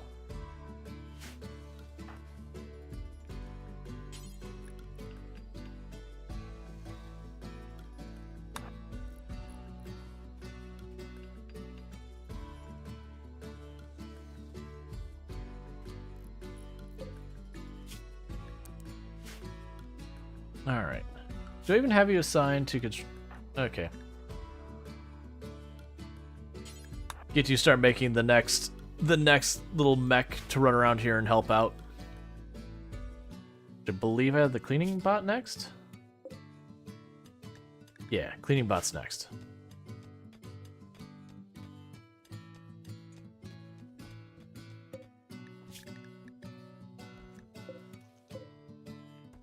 Yeah, at the moment we have a bionic eye. That's not a priority right now. We need the bionic leg to be installed, which means it needs to be made. All right. Oh, and this isn't like min-maxing the shelf space at all or anything like that. You could do way better than this, but it doesn't really matter. Hey, Maddie, how's it going? Alright, once they finish those, we'll be good there.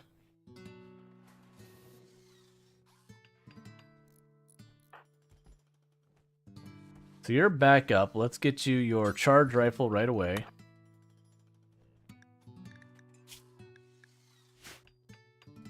Yeah, those Scythers did a number on you. Get your next mech into the machine.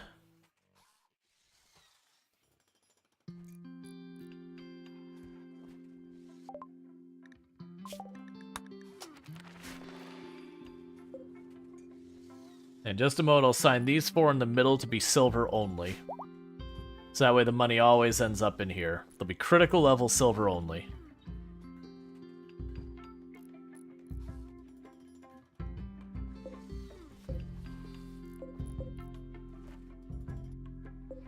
So link, storage, clear, critical, silver.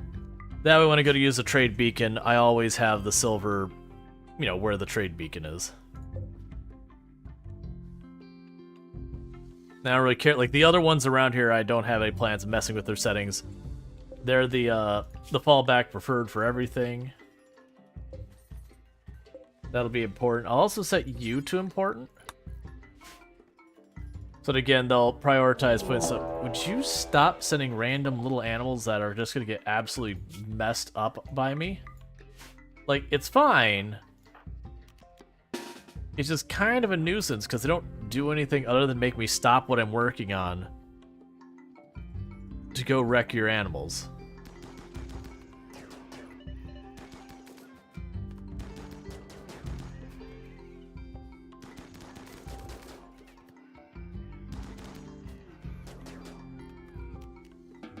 There you go.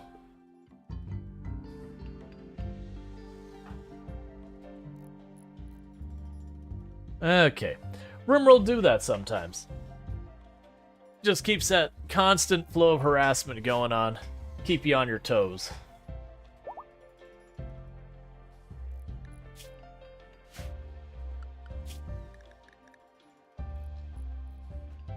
And we've got 3 more Thrumbo on the way. How are we doing on our wealth? Alright, we're at 283,000. 350 is when we do the reset.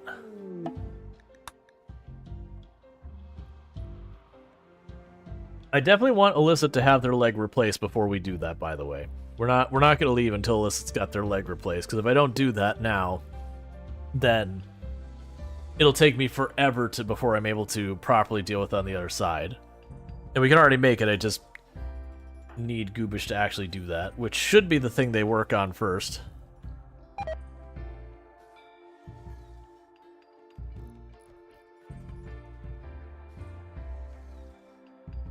Alright.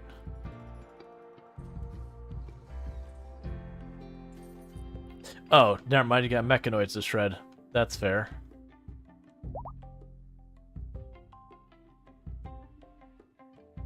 Love the content. How's your day going? It's going good. Alright, you have a good night, Maddie. Thank you for popping by. Just to save some time for Goobish, we'll put those high priorities so everyone runs down there, grabs them real fast, and then runs back up. Yeah, because you're about to be fully healed and all that. The constructor bot should smooth out this wall soon.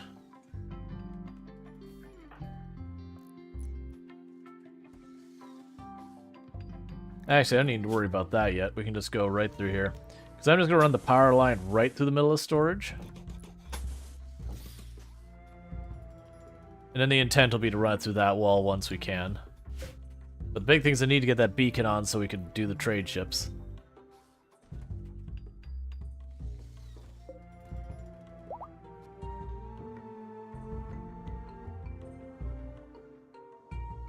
Alright.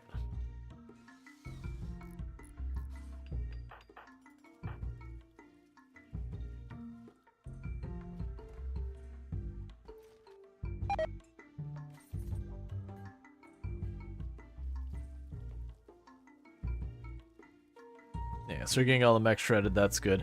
That gives us steel and everything, so I'm not too unhappy about that.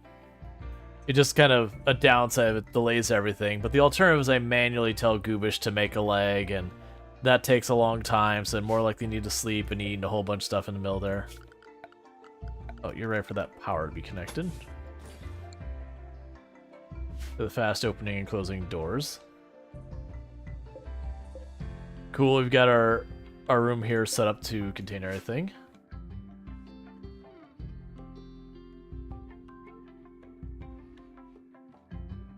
Supposedly I have 1,800 silver in storage here somewhere, but I don't see it. It's probably on one of these other shelves, which it'll get moved around eventually.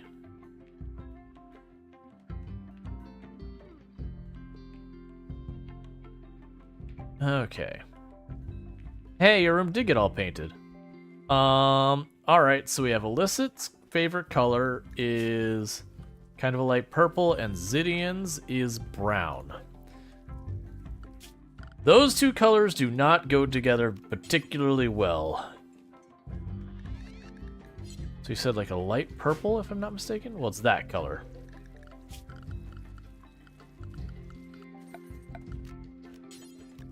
So somewhere, almost like a blue purple. I'm really not seeing a good match for these colors, which is a problem I run into a lot.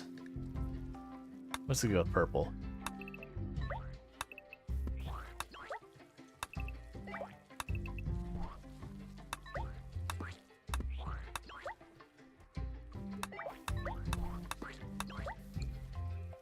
And Zidian's is a fairly dark brown. About the best we're gonna get. Cancel that spot.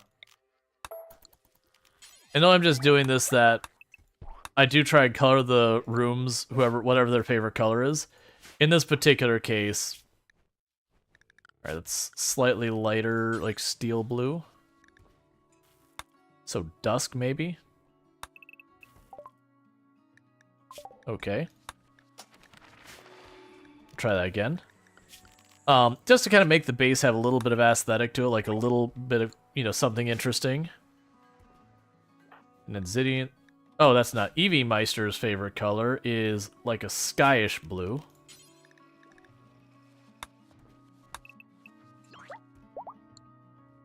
Craven is a red.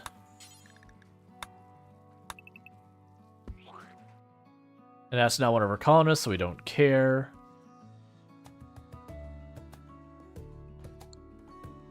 Insanity is pretty... Insanity is basically just the color white. Which cream is... we'll go with the one labeled white, it's fine. And we do that to just add a little bit of character to the base and all that. Hey, Smoker Silver, how's it going? Because that just makes it a little bit more interesting looking versus everything being black. Normally I would have it done way earlier, we just... You know, we can't do that until the floor is smooth. That's just taken us that long to get to that point. Yeah, that is not my favorite room color scheme. It's definitely not my favorite room color scheme. I make for the ones who like really like just gray and brown and those kind of colors. You're like, man, it's just such a weird choice. Nope, but that one's genuinely worse. Best room ever. I'm sorry, I got that backwards. It happens.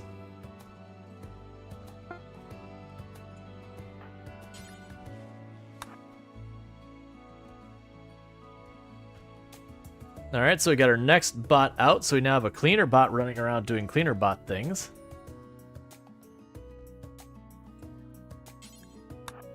And we will get the lifter bot going.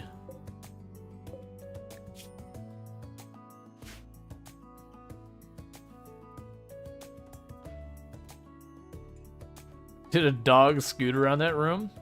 Nope, that just happens to be the combination of favorite colors. One liked purple and the other liked brown. They don't go together well. The two of them, as far as the couple in the game, seem to be going together swimmingly, but their color selection, the palette is something to behold, and by that I mean avoid.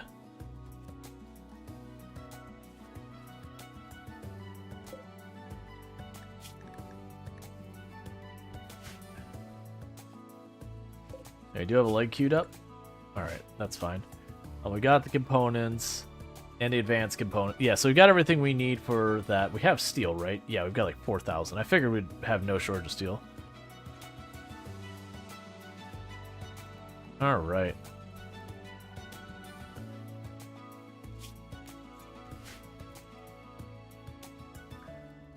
But that puts a lot of the dye that's been piling up to use.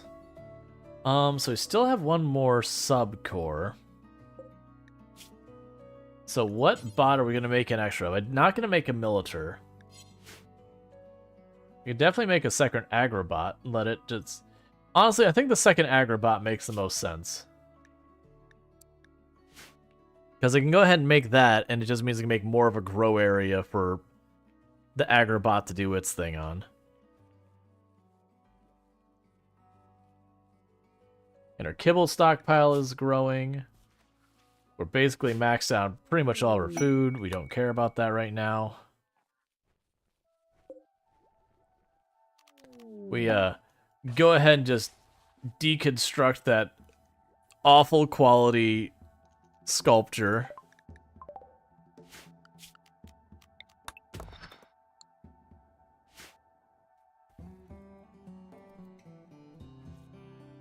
Okay. You know what's the other thing we'll do? We will go over here.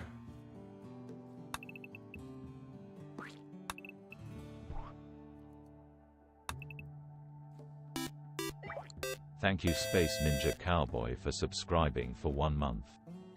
Thank you Space Ninja Cowboy for the tier 1 sub. I really do appreciate that.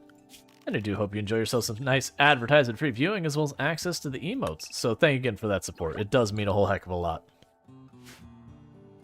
which, as a reminder, we do have the thing going on down there.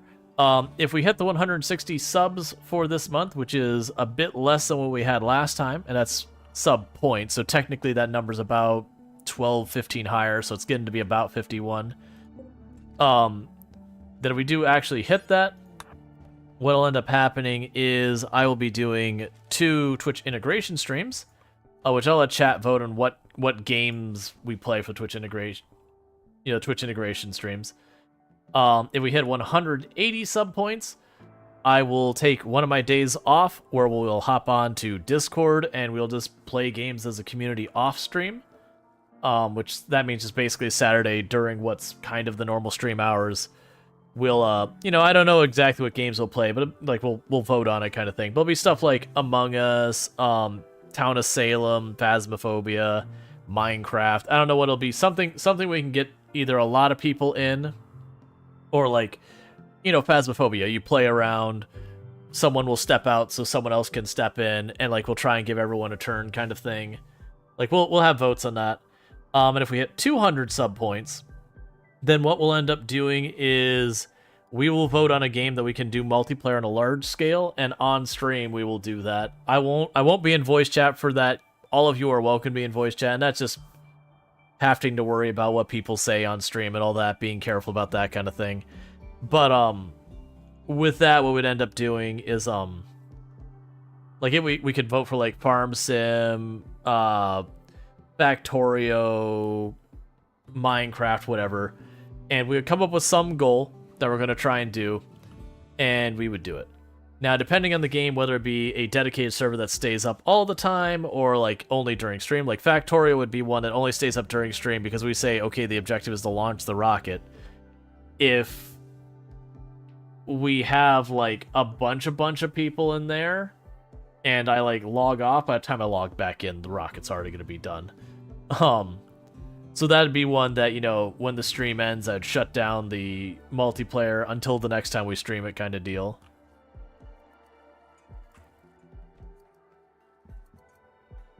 You ever played here? Among Us can be fun. The only fear I have with Among Us is I've played a couple of times, but I don't follow it, so I don't know the metas or all that. Where like there are people who have memorized what puzzles are there and what combination puzzles can show up and this and that and the exact position of all the vents and all these kinds of things. Which of course, when you play the game a bunch, you're gonna figure those things out. But the downside of a lot of that is when people have that level of memorization of it, it's much easier for them to catch you in a lie because of your not knowing what can be where kind of thing. Like, if you're like, oh, I was on the upright doing XYZ, they'd be like, ha, XYZ's not up in that direction. Clearly you're lying. And that'd actually be a lot of not fun when people are at that level of knowledge. Just because, you're not playing at a fairly, like, even remotely close to even playing field. I don't know what the workaround for that would be. Because telling people they're not allowed to ask what task someone is doing someplace, that doesn't feel like something we should have. Because that is pertinent information. But it is definitely one of those things that if people know the game well enough, it can be very difficult to make that stay fun kind of thing.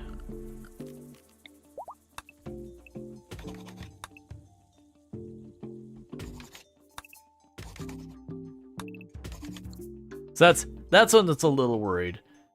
All right, let's have you pop out this one and then pop in the next one.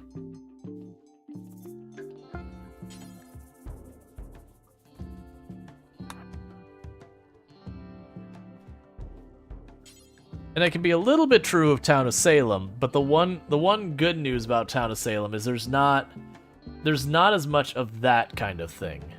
For those who don't know the game Town of Salem, it's a bit like the game called Werewolf that people play in person, where there's different play modes and all that, but you'll have the bad people who are trying to kill everyone, and you won't know who they are, and there's various people who have different things they can do to try and help get you bits of information, but of course you can't trust each other because you don't know who's trying to betray you and that kind of stuff. So it is a lot of like social engineering kind of stuff. Let's see, then you have the bit where they're doing the task, but don't know where the task really is, just following around people clicking stuff. Yeah. Oh yeah, no, there's definitely pros and cons with those kind of games. Like, the more mechanics they have like that, the more likely you are to find mechanics that, you know, you can catch people, like, you can catch people on the ignorance of playing the game, that them as the killer becomes not fun experience because it's too easy to catch them because they don't know what they don't know kind of things. Or they just don't know enough information. So our ideology color is like hot pink. And that's just what it randomly got assigned. Which unfortunately, they have it hot pink, but there is no hot pink. The closest you have is pastel red.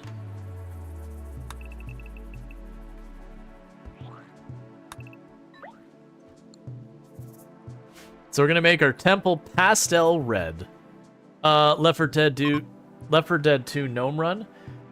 We could do Left 4 Dead 2. I don't think I'd do a full campaign kind of thing, and the reason for that is, like, it'd be fine if only 4 people show up. Well, I mean, not including myself, that would be fine. But the issue is if we have, like, 10 or 12 people show up, I mean, are we gonna go take the one step of the campaign, stop everything, get everyone to leave other than like me who's because I'm hosting or whatever, and then pull the next group in? I feel like Left 4 Dead, I could see doing a versus mode thing. I don't think I'd do it though.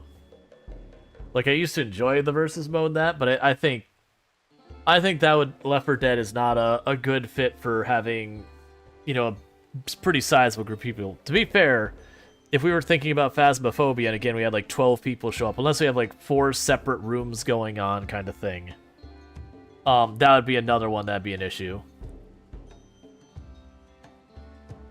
Yeah, no, I gotcha. I was just kind of like, I understand it was a joke about the Gnome Run. For those who don't know the Gnome Run, it's you get the gnome, I don't remember the name of the map, but you get Gnome Chomsky, this little garden gnome, and the idea is you're supposed to take that gnome all the way to the end of the campaign. And I think there's an achievement for it or whatever. But it does basically mean you have one person who, if they're holding the gnome, they can't fight. If they throw the gnome on the ground, they have to go back and get it. It becomes a whole thing.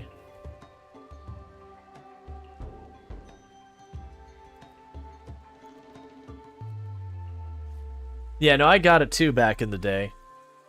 I don't remember half the stuff for Left 4 Dead 2 though. Like, really enjoyed the game, I just haven't been back to it in forever.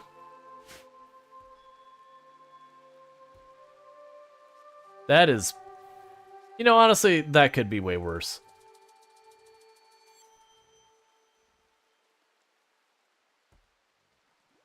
Okay, so you're getting that sorted out. So we're just going to go over here. And queue up the hallway to be smooth as well. Because we'll just paint up the base in the meantime. We're up to about 290,000. So just a bit over 50,000 left to go. Wealth-wise, at which point then we're basically set.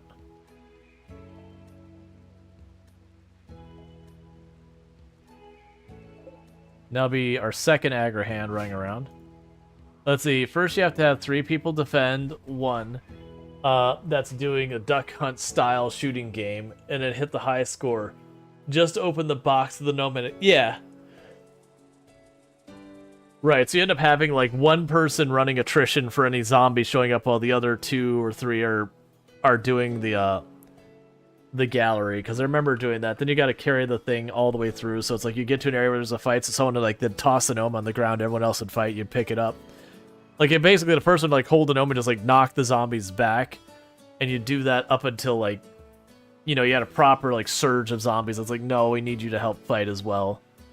And so you know, toss the gnome on the ground, do what you gotta do, then go retrieve it. And it's always a danger when you toss the gnome on the ground that you lose track of it and have to figure out where the heck the gnome went. Or also, being the source engine, there was always that risk of you throw the gnome such that it clips through something and then you can't get it back. Like, the odds weren't super high of that kind of thing, but it wasn't nothing, so people really didn't want to put down the gnome, especially as they got later on. Realistically, you end up needing to, but... So we got Shoot Frenzy. Cool.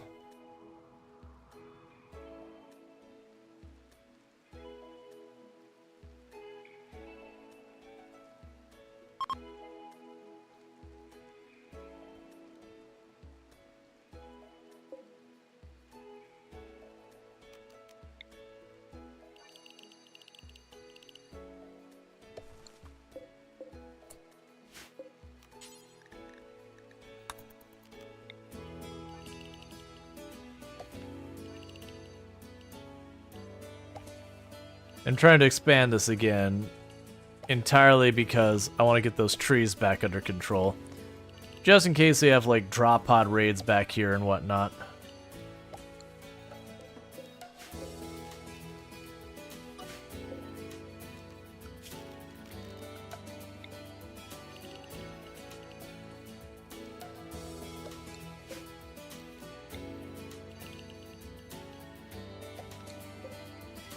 Alright, and dandelions. There we go.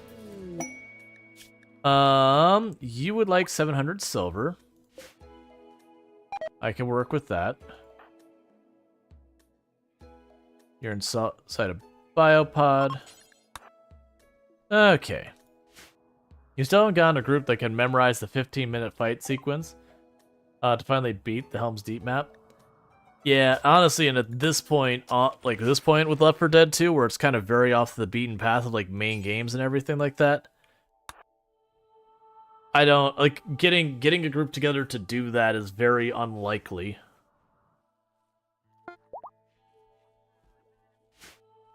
That's one of the things I ran into with a lot of those kind of games is just once they kind of fall out of popular, like there's one achievement I'm missing from the old, like the very first Call of Duty Modern Warfare. There's just like one achievement I'm missing for the whole game, but I'll never get it because getting people together to like do it, because it's I think it was something like you had to have both of you went down at like the same time in a cooperative mission and like get back up at the same time from killing enemies, or it's like some weird like timing one that I only had one person ever got to sit down and make a couple attempts at it, but they couldn't really stick around very, very long. We got pretty close a couple of times.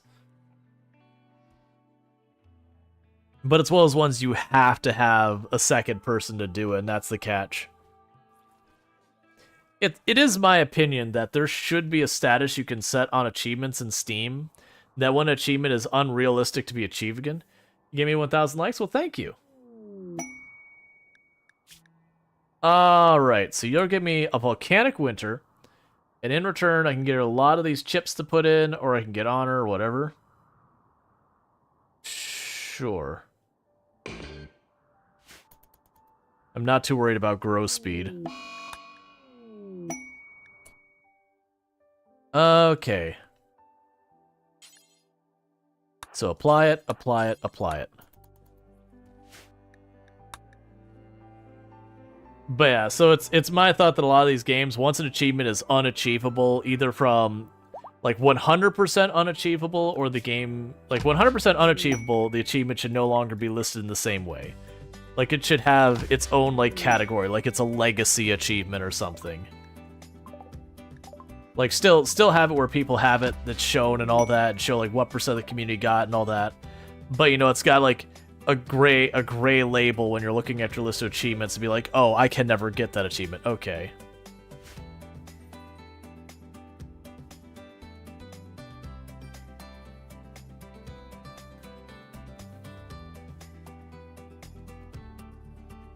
Alright, bear with me for a second, chat. I need to use the restroom, so I'm going to do that real fast, and I'll be right back. And thank you again for tuning in, and I'll be back here in just a minute.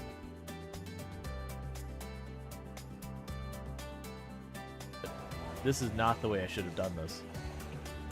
Oh well, it's too late to turn around and rethink our choices.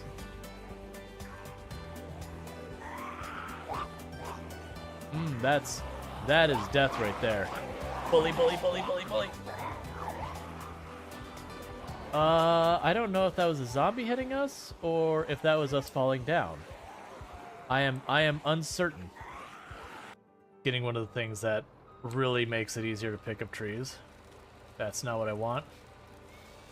I knew that was coming the moment that happened. And since there's two sides to that airlock, this shouldn't be really that bad.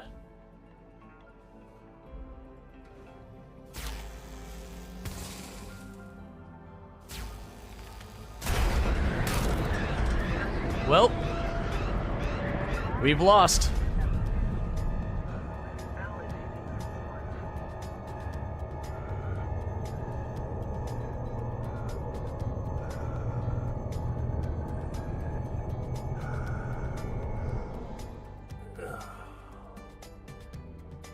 I thought we had depressurized it. So that's the thing that confused me, is we depressurized it, was exposed to the entire opening.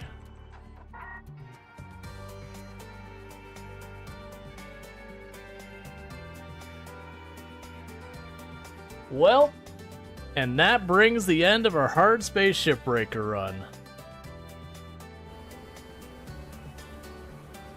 Well, here comes the train. I don't think enough time to move, so back it up, back it up, back it up, back it up, back it up, back it up, back it up. It's fine. It's fine. Yeah, that's what you want. I don't have anywhere that needs power generation right now. Take that back, I do.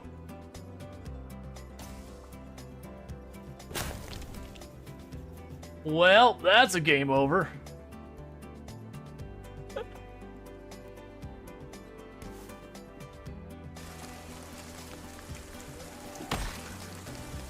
Okay.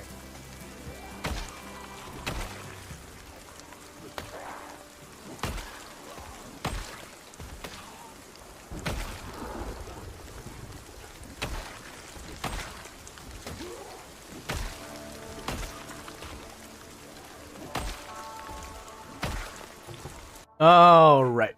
And sorry about that. Human had to take care of human thing. All right, let's see. Still haven't gotten. All right. That make too much sense to require 5 minutes of extra work from someone. Yeah. Well, I mean, part of it is some of those groups have like gone defunct and all that over the years, and or not defunct. It's just it's in maintenance mode. No one's actually maintaining it. Like they still sell Left 4 Dead 1 and all that. I can't imagine there's anyone like looking at Left 4 Dead on any regularity and doing anything meaningful with it.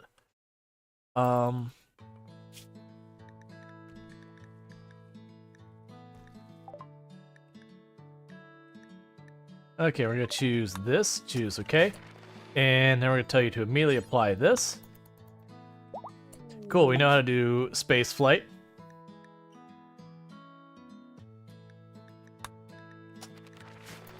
All right. But yeah, that's oh, what game was it that got unlisted recently? Not the day after or whatever. That's a whole other thing. There were a couple of games that they never really found commercial success, but they had been around and they were like horribly rated just in general, but they'd been on the store forever. And people were like asking, you know, hey, these should like at least get an update to not be terrible or something. And, you know, it took them like years to just eventually just delist the games.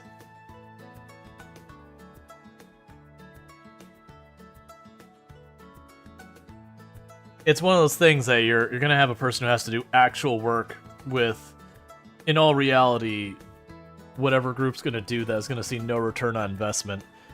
And it's one of those things I'm hesitant to crowdsource, because I could see people try and do that maliciously. For example, like we did have the day after that got understandably and deservedly terrible reviews. You could see people doing like the oh, what is it? Where everyone pops on, they give review bombing. like, there's times review bombing is 100% earned. There's also times that, like, a game includes something that some people disagree with, and they get review bombed, nothing related to the game itself. And my fear would be that, alright, so we got the Psychic Droner, a couple of turrets, we've got a Centipede Blaster, we've got 2 Proximity Shields, no Overlying Shield. What are my standings? Do I have? Hey. Friendo. Oh, they probably can't show up. They're not going to be advanced enough. Let's just call people in and not deal with this ourselves.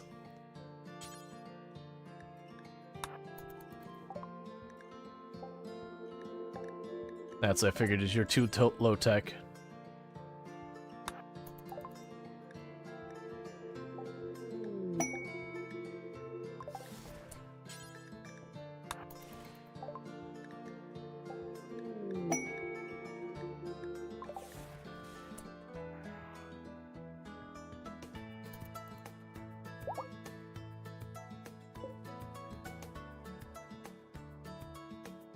Alright, so I called everybody in. So we need to go and set this thing off.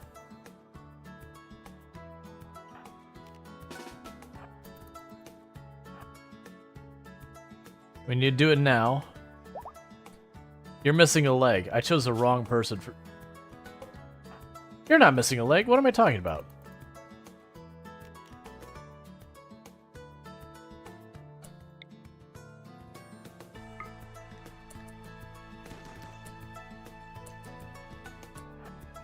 Course. And then run away real fast.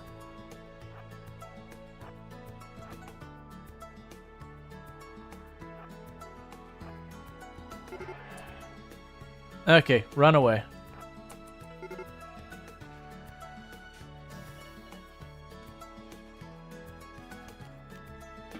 Okay, that's all you now. We're sitting this one out.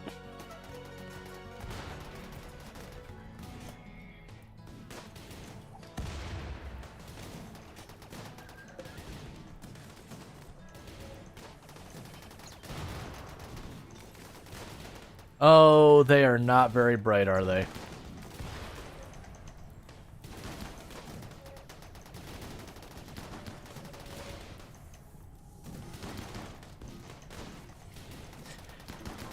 I wish the AI was smart enough to duck on the inside of shields.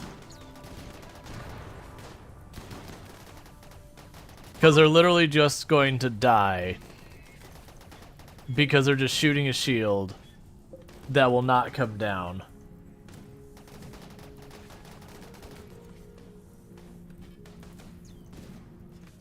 I don't have mortars.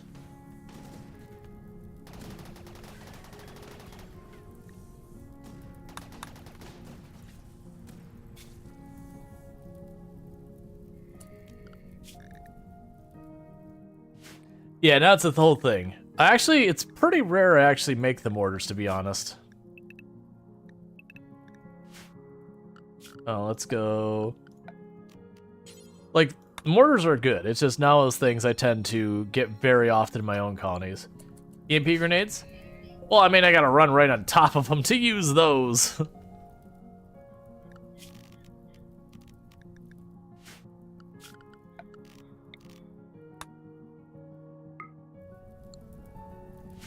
I had expected them to be at least slightly smart enough to not just stand there pouring rounds into the shield that will never break. I didn't even see what exploded there. Because, like, if they had been any farther back from it, where the enemies would have come out of the shield and dealt with it, they would have been fine. Or if it had been, you know, they got under the shield before they started shooting, they'd been fine. It's the fact that they all lined up right there. No, it's just one of those things. I do get why they make the shield that way, but it is kind of one of those bummers of the game that because of the way the shields are implemented, it just breaks certain things about the game. That's this impervious barrier until it goes down temporarily. Like, and that's partly on me for not noticing the shield was there in the first place.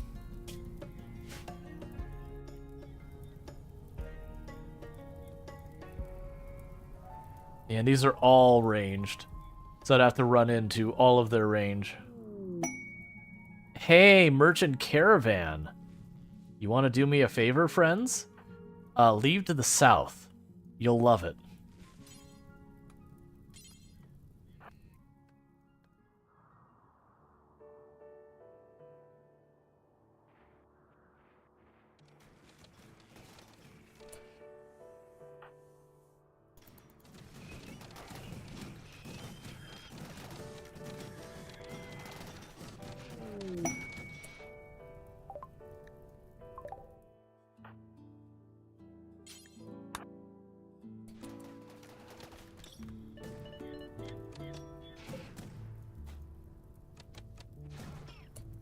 Get everyone out here.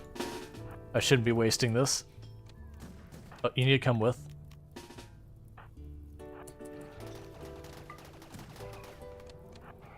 We have a chance to rout him. Because that's almost dead.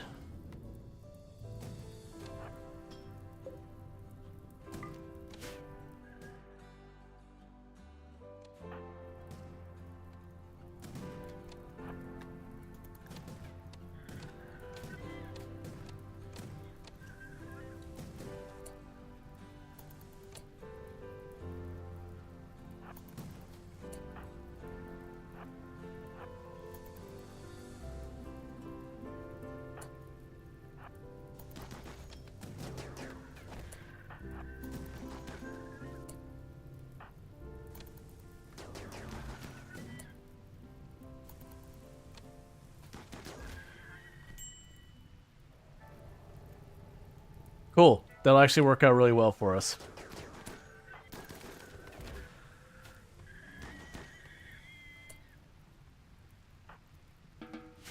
Alright, so get everyone back.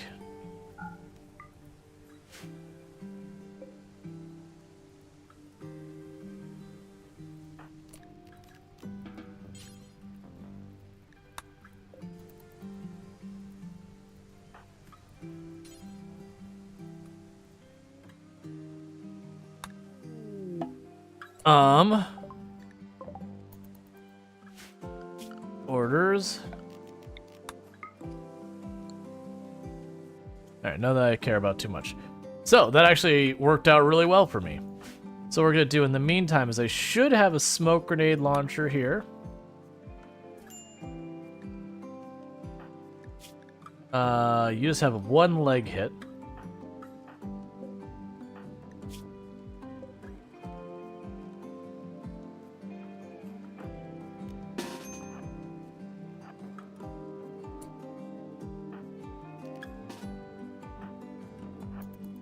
Oh, you know what? Actually, Zidian, you stay out of this. You're not going to be needed.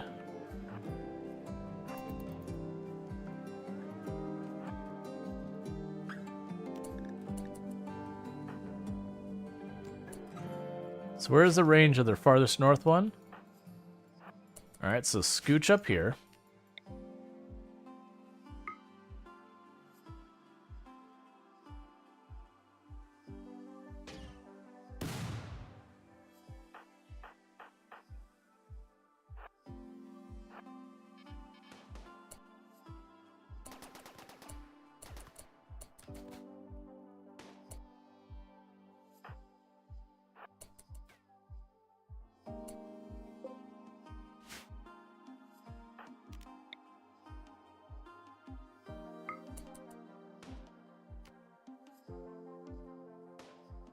Come on.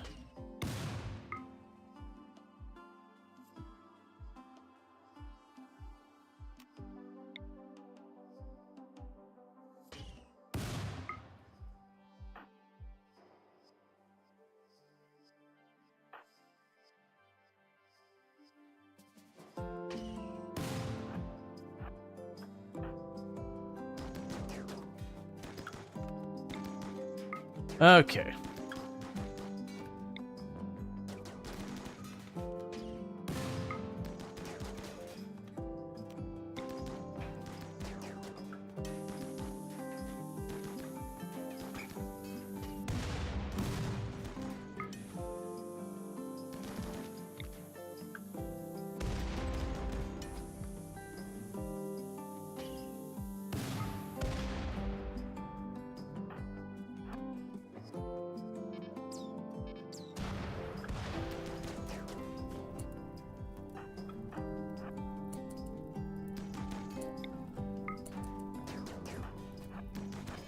I don't know why I have you here.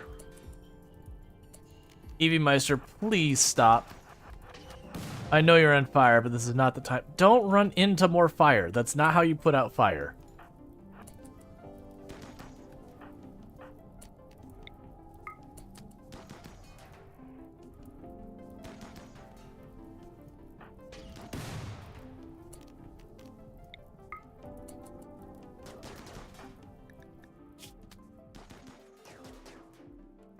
You're just running around. There you go. You just get out of here. You're like super on fire.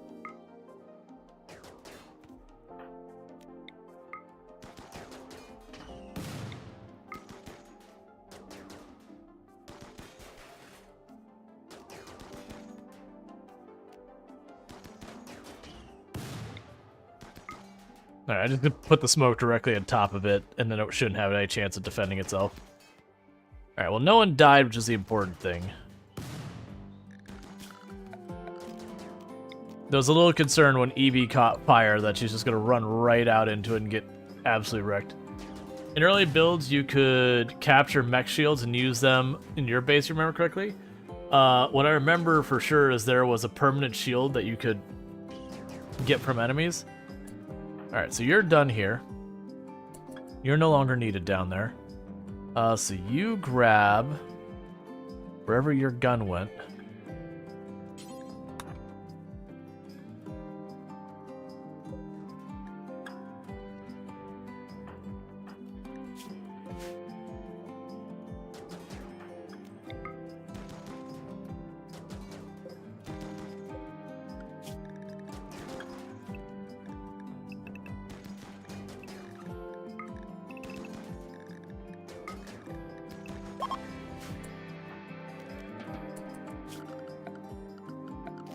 Alright.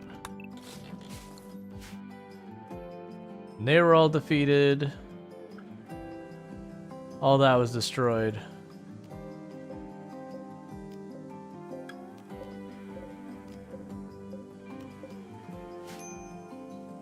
That's all fine. You go repair the cleaner. Alright. So that was definitely not super smooth. That's okay. Mechs, set them all to auto repair. Oh, I didn't talk to him on the radio. That's totally fine. Yeah, so the only injuries he really took was getting burned, which that's not super surprising because they got tagged by a direct fire hit and just ran around on fire the whole time. But with that, I think that is probably not a bad point for me to go down here and set all these things to be carried up. Oh, there's a second shield back there. I didn't even notice. That's fine. Because what's going to happen is we're getting to about that time during the stream that we switch games. So for everyone who's checking this out on YouTube, don't forget to like and subscribe, but I will have to end the stream on the YouTube side because YouTube doesn't let you switch categories well, and that's something to go yell at them about. But thank you so much for tuning in over there. And for the rest of us who aren't on YouTube, what I'm going to be doing right now is